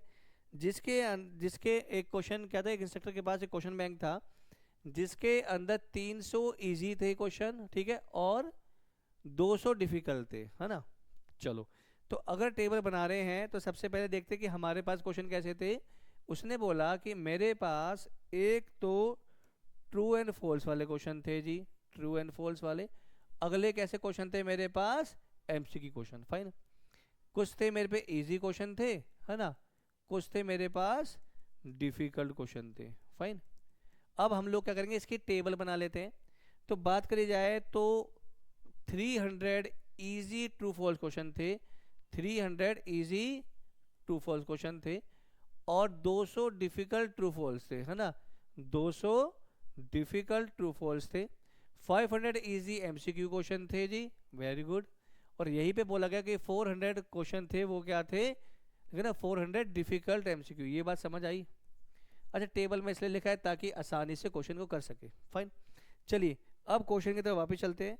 अगर हमने यहाँ पे नोटिस करा, अगर मैंने यहाँ नोटिस करा तो जो टोटल मेरे पास क्वेश्चन थे या सैम्पल स्पेस की बात कर रहा हूँ, तो आप ऐड करेंगे, ये कहेंगे ये 500 कितना हो गया 1000, और ये कितना हो गया 14। ये बात समझ आ रही है, मतलब हम बोल सकते हैं सैम्पल स्पेस के अंदर कितने थे, 1400 एलिमेंट थे।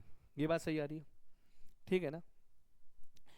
अब क्वेश्चन को पढ़ते हैं। हमारे पास क्वेश्चन में बोला गया है इफ देखो यहाँ लिखा ना, ये कहते हैं if a question is selected. भैया हमारे पास इतने सारे क्वेश्चन थे, एक क्वेश्चन सिलेक्ट किया गया eight a random from the question bank, what is the probability that it will be easy question given that it is a. भाई वो कहता है हमें क्या प्रोबेबिलिटी है ना, कि एक क्वेश्चन रैंडमली उठाया गया और वो क्वेश्चन इजी था जबकि वो एमसीक्यू था। बात समझ आई, कि वो क्वेश्चन इजी था जबकि वो एमसीक्यू था। तो हमें क्या मानना पड़ेगा, इवेंट मानना पड़ेगा। हमने कहा जी let A be the event that question is easy. ये बात सही है ना। हमने क्या माना जी, क्वेश्चन क्या था मेरे पास, इजी क्वेश्चन था, ठीक। और बी इवेंट माना, B the event that question is, भाई क्वेश्चन कैसा था, एमसीक्यू टाइप था ना, मैंने बोला एमसीक्यू क्वेश्चन था, ये बात सही है ना, ये बात ठीक है, एमसीक्यू क्वेश्चन था, ठीक। अच्छा अगर मैं बात करूं यहाँ ए की, यहाँ पे देखो ये है ना, तो मैं काम करता हूँ यहाँ लिख देता हूँ, अगर मैं बात करता हूँ एन ऑफ ए, है ना, भाई हमारे पास इजी वाले क्वेश्चन कितने थे, हाँ जी, फटाफट इजी वाले क्वेश्चन कितने थे, ऐसे पढ़ लेंगे ना इसको, भाई 300 प्लस 500 कितने हो गए जी, 800, ये बात सही है, तो ये हो गया मेरे पास 800, ठीक। अगली चीज, अगली क्वेश्चन क्या चीज कहता है भाई, क्वेश्चन क्या थे, एमसीक्यू क्वेश्चन, एमसीक्यू क्वेश्चन आएंगे तो कैसे आएंगे जी, 500 प्लस 400 कितना आ जाएंगे जी, यहाँ पे वैल्यू विल बी 900, ये बात समझ आ रही है, बोलो, एक सेकेंड ना, हाँ अब ठीक है, हाँ जी क्वेश्चन कितने थे भाई, ये थे मेरे पास, एन ऑफ बी की वैल्यू कितनी थी मेरे पास, 900 थी, ये बात समझ आई, बोलो। अच्छा अब अगर मैं बात करूं कि भैया यहाँ पे ए इंटरसेक्शन बी क्या होगा, मतलब वो क्वेश्चन जो कि इजी भी थे और वो क्वेश्चन एमसीक्यू क्वेश्चन भी थे, तो वो क्वेश्चन कितने भाई, जो इजी भी थे एमसीक्यू भी थे, वो कितने थे भाई मेरे पास, अगर बात की जाए, दिस इज इक्वल टू 500, ये बात समझ आई, बोलो भाई ये बात ठीक है ना, वो कितना हो गया भाई मेरे 500 हो गए, देखो ना, अरे भाई वो क्वेश्चन जो इजी थे भाई इसमें आ गए, एमसीक्यू थे इस पे आ गए जी, कितना थे यहाँ 500 थे, ये बात ठीक है ना, ये बात सही है, इसलिए क्या ना एडिट कर रहा हूँ ना, तो वो टेबल रिसाइज हो रही है अपने आप। चलो हमें निकालना क्या था भाई, पी ऑफ ए बाय में बी, कि भाई प्रोबेबिलिटी, है ना, जो क्वेश्चन सेलेक्ट किया गया था वो क्या था, इजी था, जबकि वो एमसीक्यू क्वेश्चन था, ये था ना, तो क्या बनेगा जी, ये बनेगा P of A intersection B divide में बनेगा पी ऑफ बी, फाइन।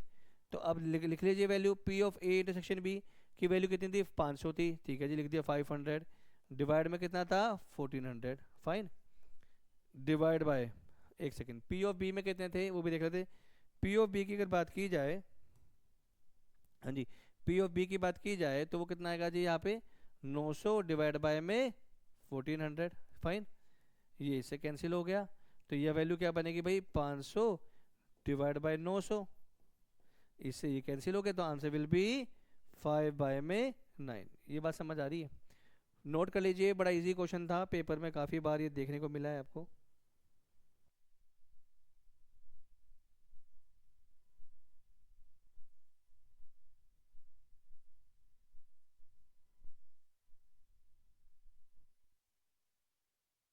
अगला क्वेश्चन, हाँ जी ठीक है, कोई नहीं, जितने क्वेश्चन को कवर हो सकते हैं कर देंगे सारे अभी।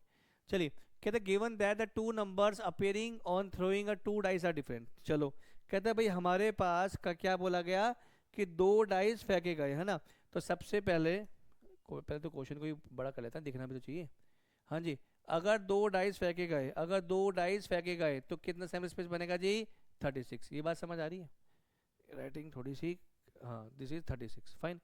अगली चीज देखते हैं, अगले में क्या लिखा हुआ है मेरे पास यहाँ पे, उसने कहा कि दोनों के दोनों नंबर क्या आ रहे हैं, डिफरेंट आ रहे हैं, है ना, तो हमने यहाँ कहा भाई लेट ए, क्या था भाई, event, event that that numbers numbers two numbers appearing appearing on a two dice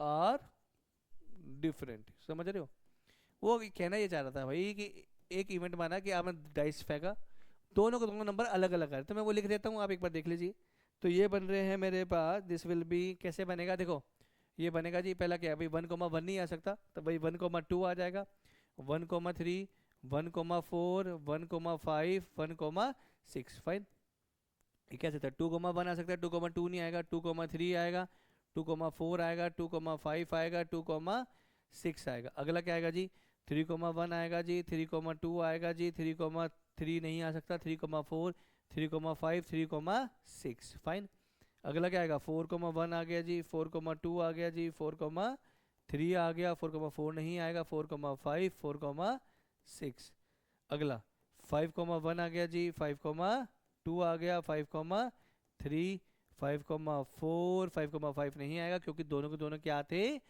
different थे, ये बात सही आ रही है, बोलो। अच्छा देखो, एक में कितने थे 1 2 3 4 5, 1 2 3 4 5, अभी एक तो रह ही गया, कौन सा रह गया, 6 वाला तो रह गया, 6,1, 6,2, 6,3, 6,4, 6,5 एंड दिस इज 6,6। 6,6 नहीं आएगा, क्यों? दोनों के दोनों अलग है। तो अगर हम ऐसे देखें तो एन ऑफ ए की वैल्यू कितनी आ रही है अपने पास? 30 आ जाएगी। ये बात समझ आ रही है? बोलो भाई, ये बात सही है? ये बात ठीक। चलिए, अब हमारे पास बी इवेंट क्या था हमारे पास? अगला कहता है कि find the probability that of the event the sum of the number on the dice is 4। तो हमने क्या करा यहाँ पे, एक बी इवेंट माना, ठीक? हम लिख लेते हैं यहाँ पे, हमने माना भाई बी क्या था मेरे पास? Event, B be the event that the sum of a number, the sum of numbers, sum of a numbers on the dice is 4। भाई देखो, हमारे पास दोनों का नंबर का मिला के सम क्या होना चाहिए? 4। तो भैया 4 कैसे बन सकता है? देखो हाँ, क्या बनेगा? तो भाई 2,2 बन जाएगा, 1,3 बन जाएगा, या फिर 3,1 ये बनेगा ना? हाँ या ना?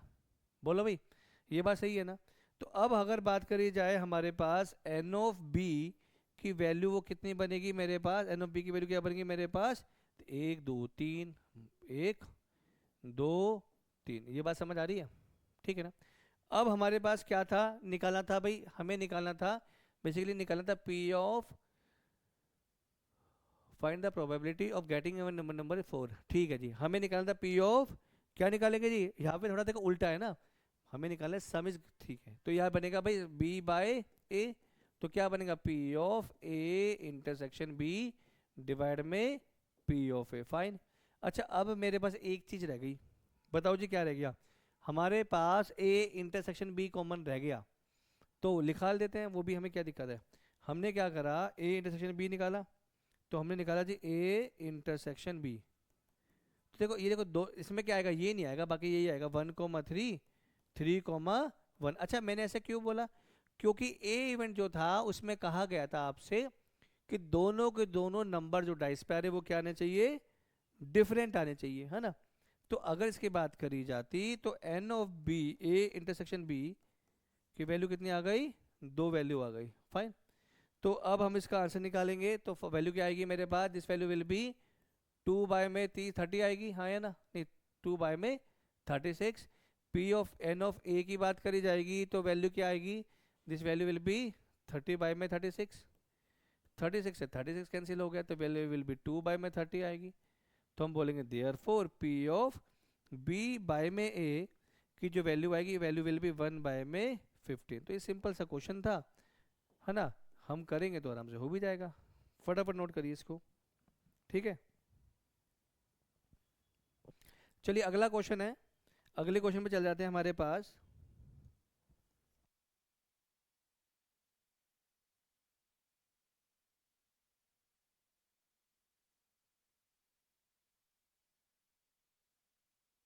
अगला जो क्वेश्चन है, अगले क्वेश्चन में क्या बोला है? कहते हैं कि कंसीडर, चलो ठीक है ना, एक सेकंड, विजिबल है क्या? ठीक है। हाँ जी, अगले क्वेश्चन में बोला गया है consider the experiment of throwing a dice. ठीक है, कहते हैं आपके पास एक एक्सपेरिमेंट था। देखिए, आपके पास एक एक्सपेरिमेंट था जिसमें आप ना डाइस को थ्रो कर रहे थे। थ्रो मतलब फेंकना नहीं, मतलब ऐसे स्क्रॉल रोल कर रहे थे, है ना? तो चलो सबसे पहले इसके इवेंट लिखते हैं, है ना? वो कहता है कि अगर मेरे पास 3 का मल्टीपल आया, है ना? 3 का मल्टीपल क्या आ सकता है? 3 या 6, डाइस में तो और कुछ आएगा ही नहीं ना। तो भाई 3 का मल्टीपल आया, तो हम लोगों ने क्या करा? डाइस को दोबारा डाल दिया, 3,1 3,2 3,3 3,4 3,5 या फिर 3,6। ये बात ठीक है ना? या क्या होगा मेरे पास? 6,1 6,2 6,3 6,4 6,5 एंड दिस इज 6,6। ये फाइन, ठीक बात सही है। अच्छा, मगर उसने बोला कि अगर मेरे पास 3 का मल्टीपल आया तो दोबारा डाइस रोल क्या गया, मगर बाकियों के लिए नहीं बोला गया, है ना? क्या बोला बाकियों के लिए? If any other number come then toss a coin. मतलब अगर मेरे पास 1 आ रहा है, मेरे पास 4 आ रहा है, मेरे पास 5 आ रहा है ना? तो कौन कॉइन को टॉस करा गया, तो कैसे बनेगा भाई? या तो हेड आएगा या फिर टेल आएगा, या तो हेड आएगा या फिर टेल आएगा, या फिर हेड आएगा या फिर क्या आएगा मेरे पास? टेल आएगा। ये बात सही है। ये मेरे पास सैंपल स्पेस बन गया। फाइन। अब हमारे से क्या बोला गया है, find the conditional probability of the event that a coin show tail given at least one die show a 3। भाई ठीक है ना। तो हमारा काम क्या है, अब हमें इवेंट मानने हैं। ठीक है जी, इवेंट मानना है। क्या इवेंट माना मैंने, let A be the event, A be the event. क्या बोला था उसने, the coin show the tail, the coin shows the tail, है ना। फाइन। तो टेल वाला हमारे पास क्या आ जाएंगे, जितने भी आ जाएंगे सारे आ जाएंगे। फाइन, ठीक है ना। तो टेल किस किस में आया भाई, देखो टेल इसमें आया है मेरे, अच्छा 1 आ गया, एक सेकेंड, 1 2, अच्छा 2 तो खा ही गए हम लोग। तो यहाँ पे एक वो भी आना चाहिए था, this will be 2 comma head और 2 कॉमा टेल। फाइन। तो यहाँ पे क्या बनेगा जी, इवेंट के अंदर क्या आएगा मेरे पे, टेल वाले 1 comma T, 2 comma T. Fine. और आ गया जी 4 comma T and 5 comma T. Fine, ये बात सही है ना। चलिए अगला क्या है, इवेंट मानेंगे बी। इवेंट किसको मानेंगे, हमारे पास बी को मानेंगे। हमें क्या था जी, एटलीस्ट 1 डाई शोज 3, बी माना जी, B be the event, B be the event that 1 die shows a 3। Fine. तो कैसे बनेगा जी मेरे पास 3,1। अच्छा देखिए यहाँ पे वर्ड ध्यान रखना, एटलीस्ट लिखा है, एटलीस्ट मतलब ज़्यादा होंगे तो भी चलेगा। तो 3,1, 3,2, 3,3, 3,4, ठीक है, 3,5 एंड दिस इज 3,6। ये आ गए मेरे पास। फाइन। यहाँ तक कोई डाउट आ रहा है। अगले पॉइंट में क्या करना पड़ेगा, मुझे इनमें कॉमन देखना पड़ेगा। अच्छा अगर इसमें काउंट करते कितना आएगा भाई, 6 6 12, 13 14 15 16 17 18 19 20। तो अगर मैं इन्हें काउंट करता तो इसकी वैल्यू क्या आती, 20 थी। फाइन। अगर मैं बात कर रहा हूँ इनमें से कुछ कॉमन है क्या, चलिए कॉमन निकाल लेते हैं हमारे पास। अगर मैं बात करूँ ए इंटरसेक्शन बी, तो इन दोनों में कुछ कॉमन दिख रहा है आप लोगों को, कुछ भी कॉमन नहीं, तो जिसका कोई नहीं उसका 5 होता है। तो अगर मैं N of A intersection B की बात करूंगा, this will be equal to 0। चलिए अब मुझे निकालना क्या था, मुझे निकालना था रिक्वायर्ड प्रोबेबिलिटी। क्या थी जो निकाली थी, रिक्वायर्ड प्रोबेबिलिटी वो थी मेरे पास, क्या थी, पी ऑफ ए बाय में बी, है ना। तो इसका मतलब बनेगा P of A intersection B upon में पी ऑफ बी। फाइन। इसकी वैल्यू तो पहले ही 0 थी, वैल्यू 0 थी ना, कुछ कॉमन ही नहीं था इसके अंदर। तो 0 बाय में यहाँ पे क्या आ जाएगा, कुछ भी आता रहा। तो 6 बाय में कितना आएगा, 6 बाय में 20। तो क्या आंसर विल बी 0। ये बात सही है। तो सिंपल सा क्वेश्चन था, हम लोगों ने ये भी कर लिया। फाइन। चलिए अगला क्वेश्चन देखते हैं हमारे पास। अगला क्वेश्चन क्या है, अगला क्वेश्चन बहुत आसान सा क्वेश्चन है। अगला क्वेश्चन हमारे पास ऑब्जेक्टिव क्वेश्चन है, ये भी एनसीईआरटी में था। भाई कहता है भाई पी ऑफ ए की वैल्यू 1/2 थी। फाइन। पी ऑफ बी की जो वैल्यू थी वो क्या थी, 0 थी। अच्छा अगर वो पूछता है P of A by B निकालो, तो क्या बनेगा जी, P of A intersection B upon में क्या बनेगा, पी बी बनेगा। अच्छा इसकी वैल्यू क्या थी मेरे पास, P of A by B, A intersection B की वैल्यू पता नहीं था, पर इसकी वैल्यू क्या थी, 0 थी। तो ये क्या बने, this will B infinity. Infinity मतलब क्या बनेगा, नॉट डिफाइन। आसान सा क्वेश्चन था। अगला क्वेश्चन देखते हैं हमारे पास। अगला क्वेश्चन में दे रखा है, देखिए फटाफट ट्राई करेंगे। क्या लिखा था, ए और बी मेरे पास क्या थे, दो क्या थे, इवेंट थे, सच दैट, ये दे रखा था। ठीक है जी, हम क्या करते हैं, हम ना फॉर्मूला लगा लेते हैं। हमारे पास था भाई, गिवन था पी ऑफ ए बाय में बी इक्वल टू था पी ऑफ बी बाय में ए।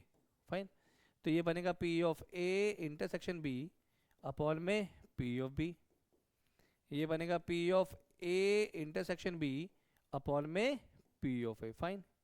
अच्छा दे रखा था कि सच दैट, अच्छा फाइन, तो ये दोनों तो आपस में काट दिए, तो क्या बनेगा 1 बाय में P of B will be equal to 1 by में पी ऑफ ए। अब क्या करेंगे, रेसिप्रोकल लेंगे, तो क्या बनेगा, therefore P of A will be equal to P of B बनेगा मेरे पास। अब कौन सा ऑप्शन बनता है यहाँ पे, इसमें डी आंसर आ गया। तो ये सिंपल सा क्वेश्चन था हमारे पास।